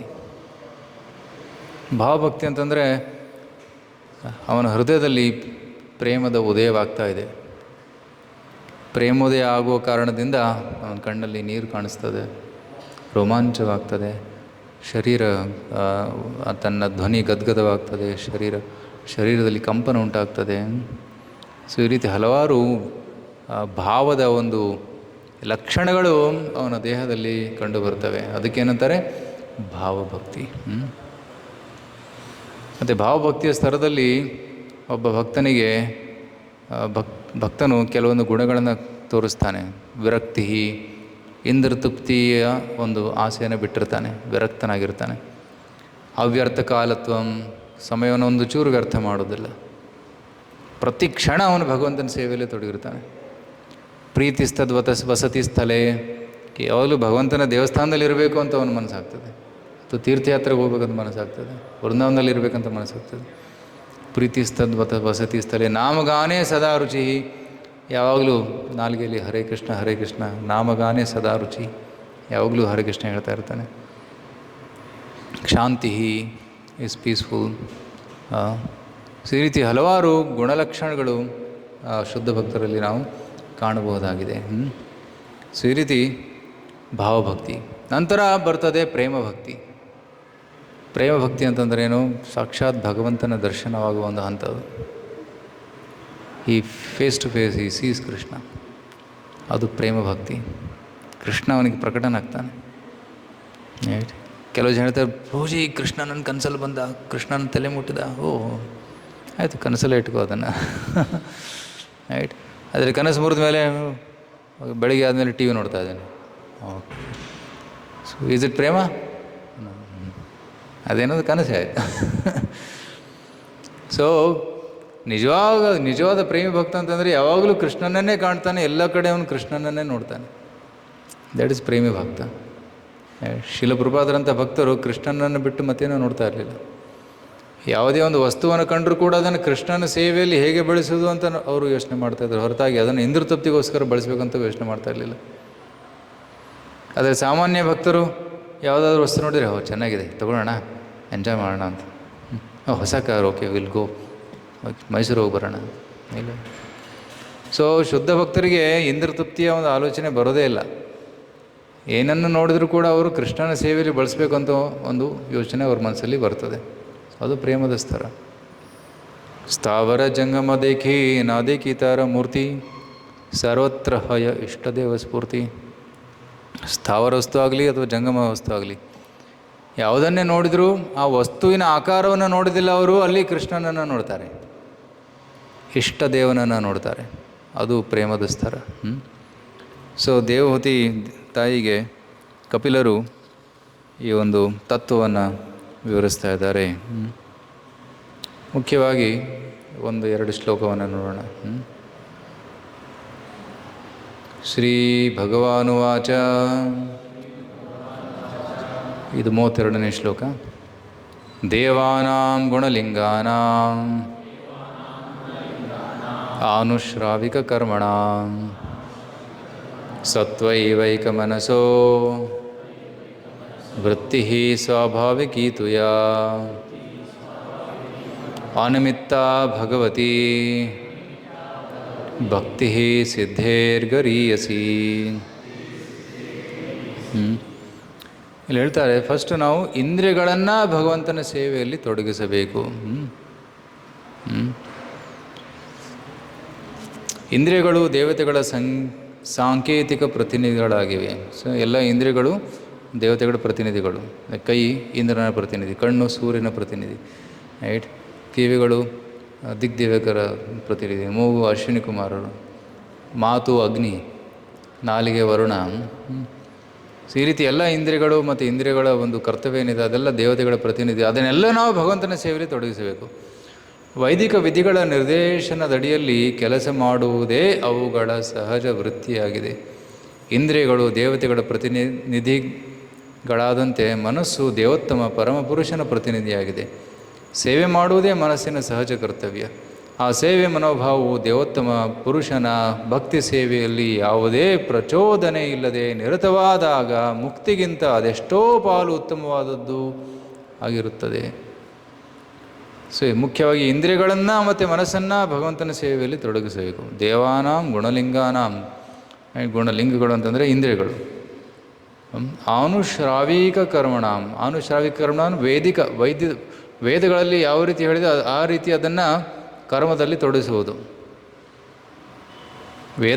ವೇದಗಳಲ್ಲಿ ಕೊಟ್ಟಂತೆ ನಾವು ಕೆಲಸ ಮಾಡಬೇಕು, ವಿರುದ್ಧವಾಗಿ ಏನು ಮಾಡೋಕ್ಕೆ ಹೋಗಬಾರ್ದು. ಅದು ಆನುಶ್ರಾವಿಕ ಕರ್ಮಣ. ಮತ್ತು ಸತ್ವ ಏವೈಕ ಮನಸ್ಸು ವೃತ್ತಿ ಸ್ವಾಭಾವಿಕತೆಯ, ಮತ್ತು ಮನಸ್ಸನ್ನು ಕೂಡ ಭಗವಂತನ ಧ್ಯಾನದಲ್ಲಿ ತೊಡಗಿಸಬೇಕು. ಅನಿಮಿತ್ತ ಭಗವತಿ, ಅನಿಮಿತ್ತ ಅಂತಂದರೆ without any condition, without any ನಿಮಿತ್ತ ಅಂತಂದರೆ ಏನು?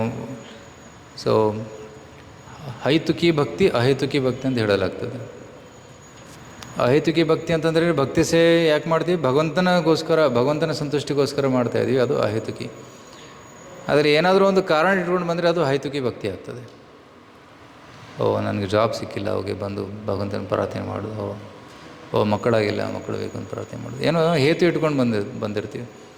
ಬಟ್ ಭಗವಂತನಿಗೆ ಏನು ಪ್ರಾರ್ಥನೆ ಮಾಡೋದು? ಭಗವಂತ ನಿನಗೆಲ್ಲ ಗೊತ್ತು, ಭಗವಂತ ನಿನ್ನ ಇಚ್ಛೆ ಇದ್ದರೆ ದಯವಿಟ್ಟು ಈ ಆಸೆ ಪೂರೈಕಲೆ ಆಗಲಿ ಅಂತ ಕೇಳೋದು, ಅದು ಓಕೆ. ಬಟ್ ಭಗವಂತ ನನ್ನ ಹತ್ರ ಈ ಡಿಮ್ಯಾಂಡ್ ಇದೆ ಫುಲ್ಫಿಲ್ ಮಾಡು ಅಂತ ಕೇಳ್ಕೊಂಡ್ರೆ ಅದು ಶುದ್ಧ ಭಕ್ತಿ ಅನ್ನಿಸ್ಕೊಳ್ಳೋದಿಲ್ಲ. ಅದೇನಂತಾರೆ, ಅದು ಬಿಸ್ನೆಸ್ ಆಗ್ತದೆ. ರೈಟ್, ಕೊಡೋದು ತಗೊಳ್ಳೋದು ಆಗ್ತದೆ, ಲೈಕ್ ಬಿಸ್ನೆಸ್.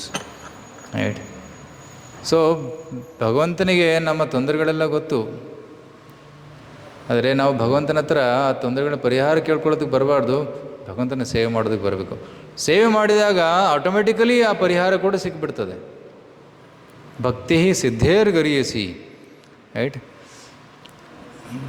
ಮುಕ್ತಿಗಿಂತ ಎಷ್ಟೋ ಪಾಲು ಉತ್ತಮವಾದದ್ದು ಅಂತ ಹೇಳ್ತಾರೆ. ಅಂತಹ ಶುದ್ಧ ಭಕ್ತಿ ಏನಿದೆ ಮುಕ್ತಿಗಿಂತಲೂ ಉತ್ತಮವಾದದ್ದು. ಸಿದ್ಧೇಹ ಗರಿಯಸಿ. ಸಿದ್ಧಿ ಅಥವಾ ಮುಕ್ತಿಗಿಂತಲೂ ಉತ್ತಮವಾದದ್ದು ಶುದ್ಧ ಭಕ್ತಿ ಸೇವೆ. ಅಂತಹ ಶುದ್ಧ ಭಕ್ತಿಯನ್ನು ಮಾಡು ತಾಯಿ ಅಂತ ಇಲ್ಲಿ ಹೇಳ್ತಾ ಇದ್ದಾರೆ. ಈ ರೀತಿ ಶುದ್ಧ ಭಕ್ತಿ ಮಾಡೋದ್ರಿಂದ ಲಾಭ ಏನು? ಇಲ್ಲಿ ಓದಿ. ಜರತಿ ಆಶು ಯಾ ಕೋಶಂ. ಏನೊಮ್ಮೆ ಹೇಳಿ. ಜರತಿ ಆಶು ಯಾ ಕೋಶಂ ನಿಗೀರ್ಣಂ ಅನಲೋ ಯಥಾ. ಜರತಿ, ಹೇಗೆ ಜಠರಾಗ್ನಿಯು ನಾವು ತಿಂದದ್ದನ್ನೆಲ್ಲ ಜೀರ್ಣ ಮಾಡುವುದೋ, ಹೇಗೆ ಜಠರಾಗ್ನಿ ಏನು ಮಾಡ್ತದೆ? ಸೊ ಏನೋ ತಿಂದಿರ್ತೀವಿ, ಅದನ್ನು ಜೀರ್ಣ ಮಾಡಿ ಅದರ ಒಂದು ಪೌಷ್ಟಿಕ ತತ್ವಗಳನ್ನು ಅದು ಹೀರ್ಕೊಳ್ತದೆ, ದೇಹ ಹೀರ್ಕೊಳ್ತದೆ, ಮತ್ತು ಮಲವನ್ನು ತ್ಯಜಿಸ್ತದೆ. ರೈಟ್. ಹೇಗೆ ಜಠರಾಗ್ನಿಯು ನಾವು ತಿಂದದ್ದನ್ನೆಲ್ಲ ಜೀರ್ಣ ಮಾಡುವುದು, ಹಾಗೆ ಭಕ್ತಿ ಅಂದರೆ ಭಕ್ತಿ ಸೇವೆಯು ಜೀವಿಯ ಸೂಕ್ಷ್ಮ ದೇಹವನ್ನು ಪ್ರತ್ಯೇಕ ಪ್ರಯತ್ನವಿಲ್ಲದೆ ಲಯಗೊಳಿಸುವುದು. ನಿಗೀರ್ಣಂ ಅನಲೋ ಯಥಾ. ಅನಲ ಅಂದರೆ ಜಠರಾಗ್ನಿ ಹೇಗೆ ಅದು ಆಹಾರವನ್ನು ಡೈಜೆಸ್ಟ್ ಮಾಡಿ ಮಲವನ್ನು ಬಿಟ್ಟಾಗ್ತದೆ, ಅದೇ ರೀತಿ ಭಕ್ತಿ ಏನಿದೆ ಅದು ಕೇವಲ ಭಕ್ತಿ ಸೇವೆಯನ್ನು ಉಳಿಸಿ ಉಳಿದನ್ನೆಲ್ಲ ಸುಟ್ಟಾಕ್ಬಿಡ್ತದೆ, ಉಳಿದದನ್ನೆಲ್ಲ ಹೊರ ಹಾಕ್ಬಿಡ್ತದೆ. So that's how nigirnam. ಕೋಶ, ಇಲ್ಲಿ ಕೋಶ ಅಂತಂದರೆ ನಮ್ಮ ಸೂಕ್ಷ್ಮ ದೇಹ. ನಮ್ಮ ಸ್ಥೂಲ ದೇಹ ಇದೆ, ಸ್ಥೂಲ ದೇಹ ಅದು ಮಣ್ಣಲ್ಲಿ ಮಣ್ಣಾಗ್ತದೆ, ಸುಟ್ಟಾಗ ಭಸ್ಮವಾಗ್ತದೆ. ಆದರೆ ನಮ್ಮ ಸೂಕ್ಷ್ಮ ದೇಹ ನಮ್ಮ ಜೊತೆ ಮುಂದೆ ಬರ್ತದೆ. ಕರೆಕ್ಟ್. ಸೊ ಭಕ್ತಿ ಸೇವೆಯಿಂದ ಏನಾಗಬೇಕು? ನಮ್ಮ ಸೂಕ್ಷ್ಮ ದೇಹದಲ್ಲಿರುವ ಎಲ್ಲ ಕಲ್ಮಶಗಳು ಸುಟ್ಟು ಭಸ್ಮ ಆಗಬೇಕು. ಅದು ಅಗ್ನಿಯಿಂದ ಆಗೋದಿಲ್ಲ. ದಾಹ ಸಂಸ್ಕಾರ ಮಾಡಿದರೆ ಆ ಒಂದು ಸೂಕ್ಷ್ಮ ದೇಹ ಸುಟ್ಟು ಭಸ್ಮವಾಗೋದಿಲ್ಲ. ಯಾವಾಗ ಆಗ್ತದೆ? ಯಾವಾಗ ನಾವು ಭಗವಂತನ ಸೇವೆಯಲ್ಲಿ ತೊಡಗ್ತೀವಿ, ಆವಾಗ ನಮ್ಮ ಒಂದು ಸೂಕ್ಷ್ಮ ದೇಹ ಕೋಶ ಏನಿದೆ ಅದು ನಾಶವಾಗ್ತದೆ. ಯಾವಾಗ ನಮ್ಮ ಸೂಕ್ಷ್ಮ ದೇಹ ನಾಶವಾಗ್ತದೆ, ಆವಾಗ ಮತ್ತೆ ಪುನರ್ಜನ್ಮ ಇರೋದಿಲ್ಲ ನಮಗೆ. ನಮ್ಮ ಪುನರ್ಜನ್ಮಕ್ಕೆ, ಮುಂದಿನ ಜನ್ಮಕ್ಕೆ ಕಾರಣ ಯಾವುದು? ಸೂಕ್ಷ್ಮ ದೇಹದಲ್ಲಿರುವಂಥ ಆಸೆಗಳು. ನಾವು ಬೆಳೆಸ್ಕೊಂಡಂಥ ಆಸೆಗಳ ಅನುಸಾರ ನಮಗೆ ಮುಂದಿನ ದೇಹ ದೊರಕುತ್ತದೆ. ಅದಕ್ಕಾಗಿ ನಾವು ಈ ದೇಹದಲ್ಲಿ ಇರುವಾಗ ಸೂಕ್ಷ್ಮ ದೇಹದಲ್ಲಿರುವಂತಹ ಎಲ್ಲ ಆಸೆಗಳನ್ನು ತೆಗೆದುಹಾಕಬೇಕು, ಪ್ಯೂರಿಫೈ ಮಾಡಬೇಕು. ಜರಯತಿ ಆಶು ಯಾ ಕೋಶಂ. ತಕ್ಷಣ ಭಕ್ತಿ ಸೇವೆ ಮಾಡಿದರೆ ಏನಾಗ್ತದೆ? ಆ ಸೂಕ್ಷ್ಮ ದೇಹ ತಕ್ಷಣ ಅದು ಪರಿಶುದ್ಧವಾಗಿಬಿಡ್ತದೆ. ಸೂಕ್ಷ್ಮ ದೇಹದಲ್ಲಿ ಒಂದು ಚಿಕ್ಕ ಆಸೆ ಇದ್ದರೂ ಕೂಡ ಮತ್ತೆ ಹುಟ್ಟಿ ಬರಬೇಕಾಗ್ತದೆ. ಅದಕ್ಕಾಗಿ ಸೂಕ್ಷ್ಮ ದೇಹ ಕಂಪ್ಲೀಟ್ಲಿ ನಾವು ಪ್ಯೂರಿಫೈ ಮಾಡ್ಕೋಬೇಕು. ಆವಾಗ ನಮಗೆ ಮುಂದಿನ ದೇಹ ದೊರಕೋದಿಲ್ಲ, ನಾವು ಮುಕ್ತಿಯನ್ನು ಪಡಿತೀವಿ, ಭಗವದ್ಧಾಮಕ್ಕೆ ಮರಳಿ ಹೋಗ್ತೀವಿ. So that's what tattva is being explained here. So next ಶ್ಲೋಕಗಳಲ್ಲಿ ಕೆಲವೊಂದು ಮುಖ್ಯ ವಿಷಯಗಳನ್ನು ತಿಳಿಸ್ತಾರೆ. 34ನೇ ಶ್ಲೋಕದಲ್ಲಿ ಹೇಳ್ತಾರೆ, ನೆವರ್ ಡಿಸೈರ್ ಇಂಪರ್ಸನಲ್ ಲಿಬರೇಷನ್, ನೈಕಾತ್ಮಾನಂ ಅಂದರೆ ನೈಕಾತ್ಮತಾ.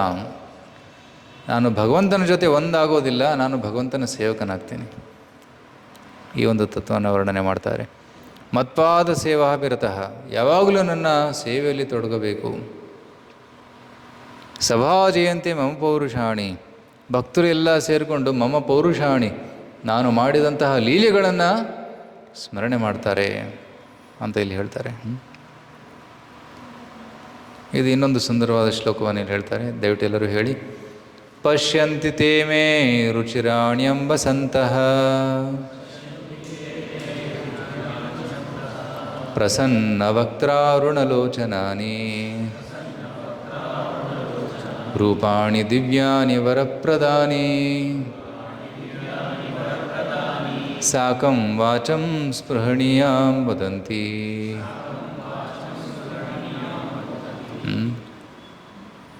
ಹೇ ಅಂಬಾ, ಹೇ ತಾಯಿ, ಪಶ್ಯಂತಿ ತೇ ಮೇ ರುಚಿರಾಣಿ ಪ್ರಸನ್ನವಕ್ತ್ರ ಋಣರೋಚಲಾನಿ. ನನ್ನ ಭಕ್ತರು ಉದಯ ಕಾಲದ ಸೂರ್ಯನಂತಹ ಕಣ್ಣುಗಳುಳ್ಳ ನನ್ನ ನಗು ಮೊಗವನ್ನು ಸದಾ ಕಾಣುವರು. ಪ್ರಸನ್ನ ವಕ್ತ್ರ ಅರುಣಲೋಚನಾನಿ. ಅರುಣಲೋಚನ, ಭಗವಂತನ ಕಣ್ಣೇನು ಸ್ವಲ್ಪ ಕೆಂಪಾಗಿದೆ. ಅರುಣೋದಯದ ಸಮಯದಲ್ಲಿ ಹೇಗಿರ್ತದೆ ಕೆಂಪು ಆಕಾಶದಲ್ಲಿ, ಆ ರೀತಿ ಭಗವಂತನ ಕಣ್ಣಿದೆ.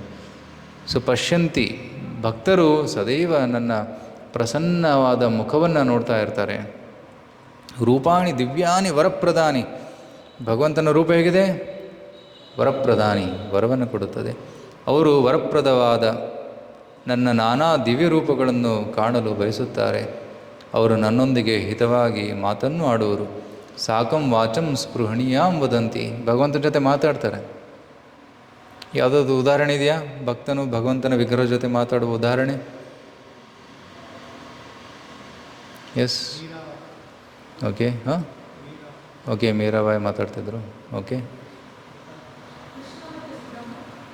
ಕೃಷ್ಣ ಇಲ್ಲಿ ವಿಗ್ರಹದ ಜೊತೆ ಪಂಡರಾಪುರದಲ್ಲಿ ಯಾರು?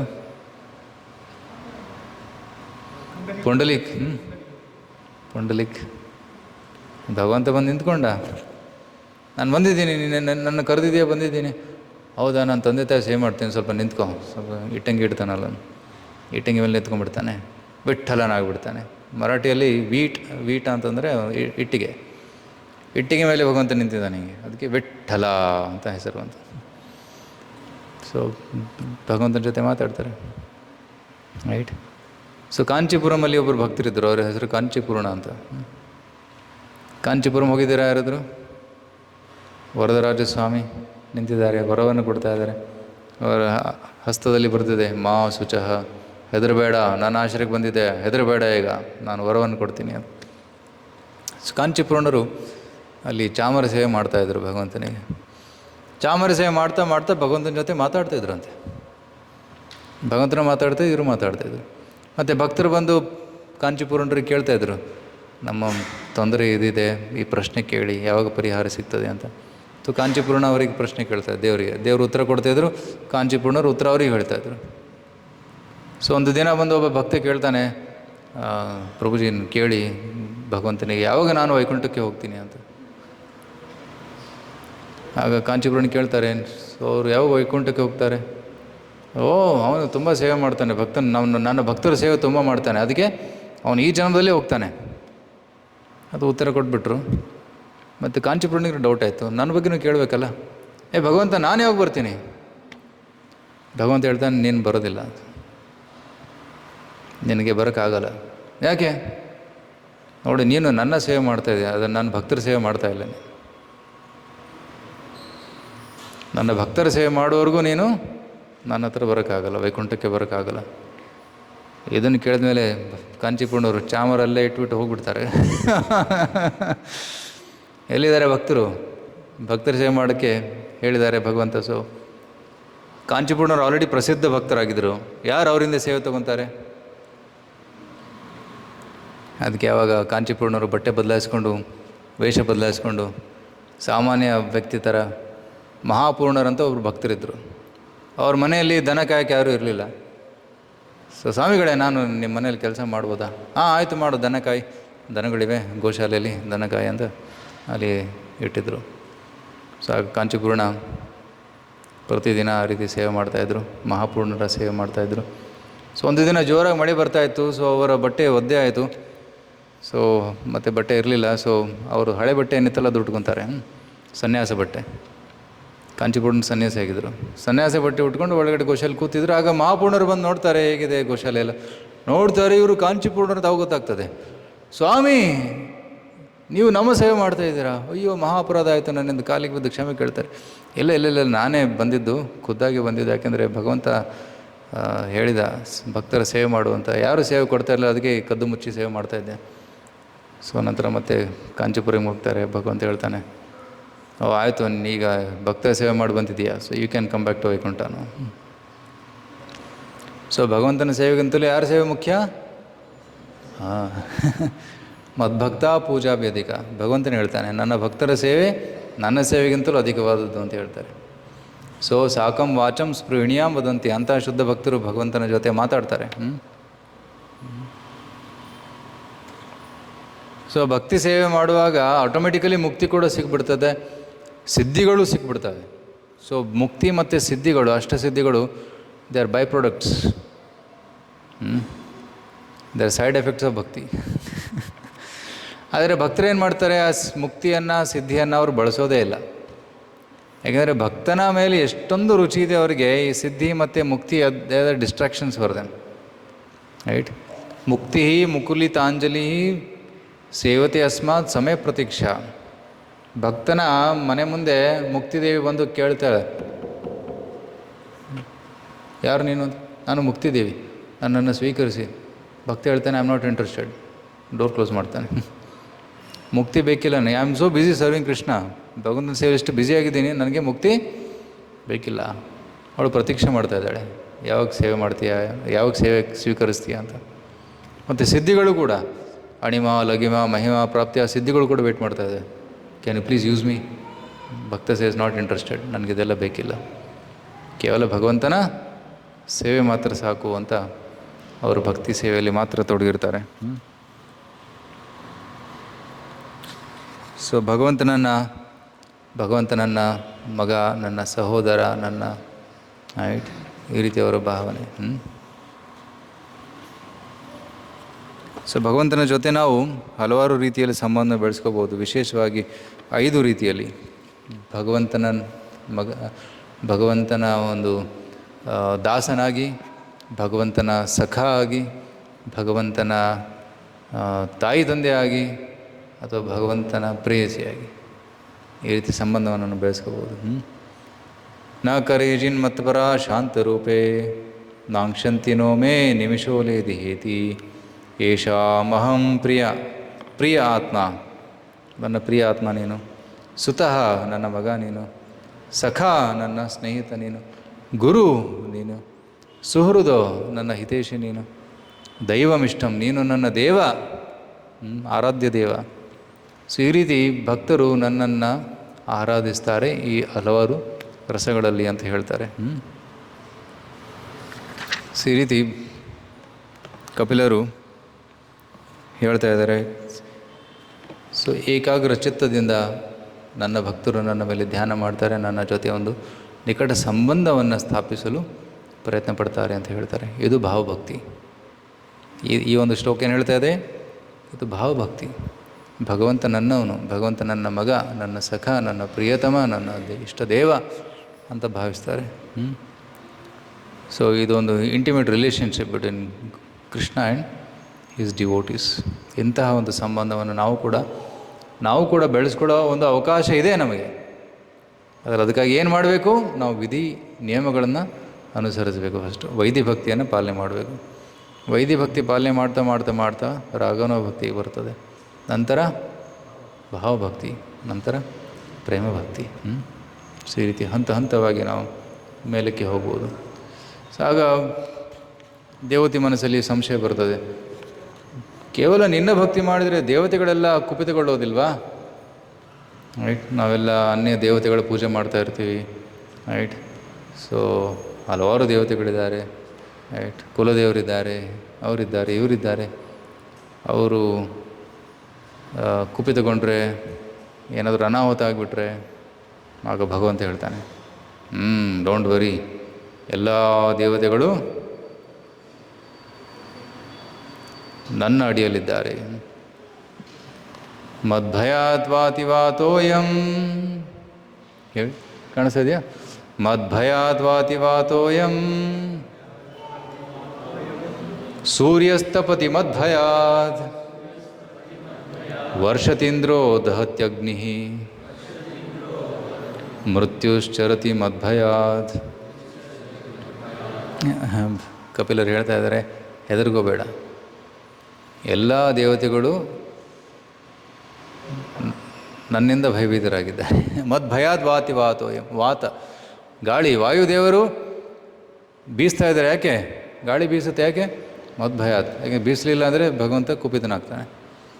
ಸೂರ್ಯಸ್ತಪತಿ, ಪ್ರತಿದಿನ ಸೂರ್ಯ ಹುಡ್ತಾನೆ. ಯಾಕೆ? 1 ಸೆಕೆಂಡ್ ಲೇಟ್ ಆದರೂ ಭಗವಂತನಿಗೆ ಕೋಪ ಬರ್ತದೆ. ಯಾಕೆ ನೀನು ಬರಲಿಲ್ಲ ಟೈಮಿಗೆ? ಇದು ನಿನ್ನ ಡ್ಯೂಟಿ ಇತ್ತು, ಟೈಮಿಂಗ್ ಸರಿಯಾಗಿ ಹಾಜರಾಗಬೇಕು ನೀನು. ಸೂರ್ಯ ಕೊಟ್ಟರೆ ಸಮಯಕ್ಕೆ ಸರಿಯಾಗಿ ಬರ್ತಾನೆ. ವರ್ಷದ ಇಂದ್ರ ಮಳೆ ಸುರಿಸ್ತಾನೆ. ಯಾಕೆ? ಮಳೆ ಬರೆಸಲಿಲ್ಲ ಅಂದರೆ ಭಗವಂತ ಹೇಳ್ತಾನೆ, ನಾನು ನಿಂಗೆ ಕೊಟ್ಟಿದ್ದು ಕರ್ತವ್ಯ ಮಾಡ್ತಾ ಇಲ್ಲ ನೀನು. ಸೊ ಇದು ಭಯ ಅಂತಂದರೆ ಏನು? Fear of displeasing. ಈಗ ಮಕ್ಕಳು ತಂದೆ ತಾಯಿ ಭಯದಿಂದ ತಪ್ಪು ಮಾಡೋದಿಲ್ಲ. ಯಾಕೆಂದರೆ ತಪ್ಪು ಮಾಡಿದರೆ ತಂದೆ ತಾಯಿ ಕುಪಿತಗೊಳ್ತಾರೆ. ಸೊ ಫಾರ್ ಫಿಯರ್ ಆಫ್ ಡಿಸ್ಪ್ಲೀಸಿಂಗ್, ಅವರ ಮನಸ್ಸಿಗೆ ಧಕ್ಕೆ ಮಾಡಬಾರ್ದು ಅನ್ನೋ ಆಸೆಯಿಂದ, ಇಚ್ಛೆಯಿಂದ ಅವ್ರೇನು ಮಾಡ್ತಾರೆ? ತಪ್ಪು ಮಾಡೋದಿಲ್ಲ. ಸೊ ಅಂಥ ಒಂದು ಭಯ ಬೇಕು. ಭಯ ಇಲ್ಲ ಅಂತಂದರೆ ನಾವು ನಮ್ಮ ಕರ್ತವ್ಯ ಮಾಡೋಕ್ಕಾಗೋದಿಲ್ಲ. So healthy fear is good. ದಹತಿ ಅಗ್ನಿ ಉಷ್ಣವಾಗಿದೆ. ಯಾಕೆ? ಇಮ್ಯಾಜಿನ್ ಇಫ್ ಕೋಲ್ಡ್ ಫೈರ್, ಅದರಿಂದ ಏನೂ ಕೆಲಸನೇ ಆಗೋದಿಲ್ಲ. Fire is hot. ಮೃತ್ಯುಶ್ಚರತಿ ಮದ್ಭಯಾತ್. ಇವನು ಮೃತ್ಯುದೇವರು ಕೂಡ ನನ್ನ ಭಯದಿಂದ ಅವರು, ಯಮರಾಜರು ಕೂಡ ಕೆಲಸ ಮಾಡ್ತಾ ಇದ್ದಾರೆ.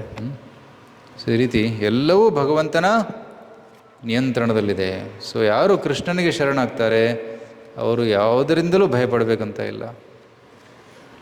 Don't have to fear anything. So Krishna will take care.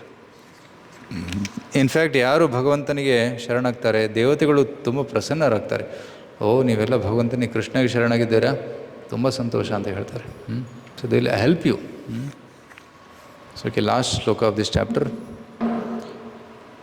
ಇಲ್ಲಿ ವೈದಿ ಸಾಧನ ಭಕ್ತಿ ಬಗ್ಗೆ ಮತ್ತೆ ಹೇಳ್ತಾರೆ. ವಿಶೇಷವಾಗಿ ನಾಮ ಸಂಕೀರ್ತನ ಬಗ್ಗೆ ಹೇಳ್ತಾರೆ. ಏತಾವಾನ್ ಏವ ಲೋಕೇಸ್ಮಿನ್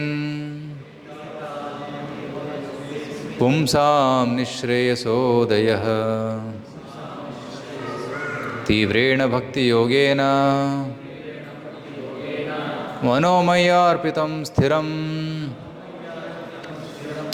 ಆದ್ದರಿಂದ ಭಗವಂತನಲ್ಲಿ ಸ್ಥಿರವಾದ ಮನಸ್ಸುಳ್ಳ ವ್ಯಕ್ತಿಗಳು ಭಕ್ತಿ ಸೇವೆಯ ತೀವ್ರ ಆಚರಣೆಯಲ್ಲಿ ತೊಡಗುತ್ತಾರೆ.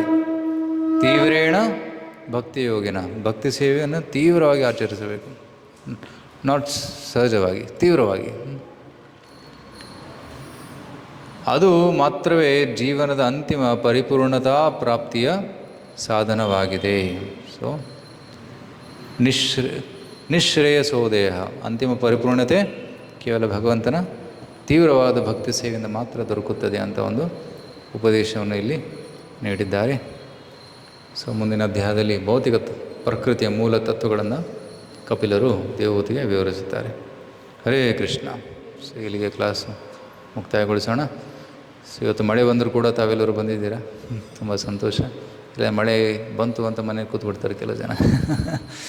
So but thank you very much for coming.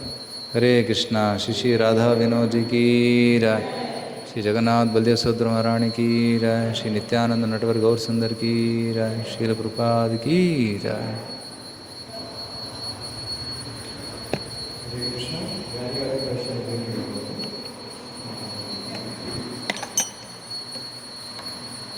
Will sing Radha Krishna ಪ್ರಾಣ.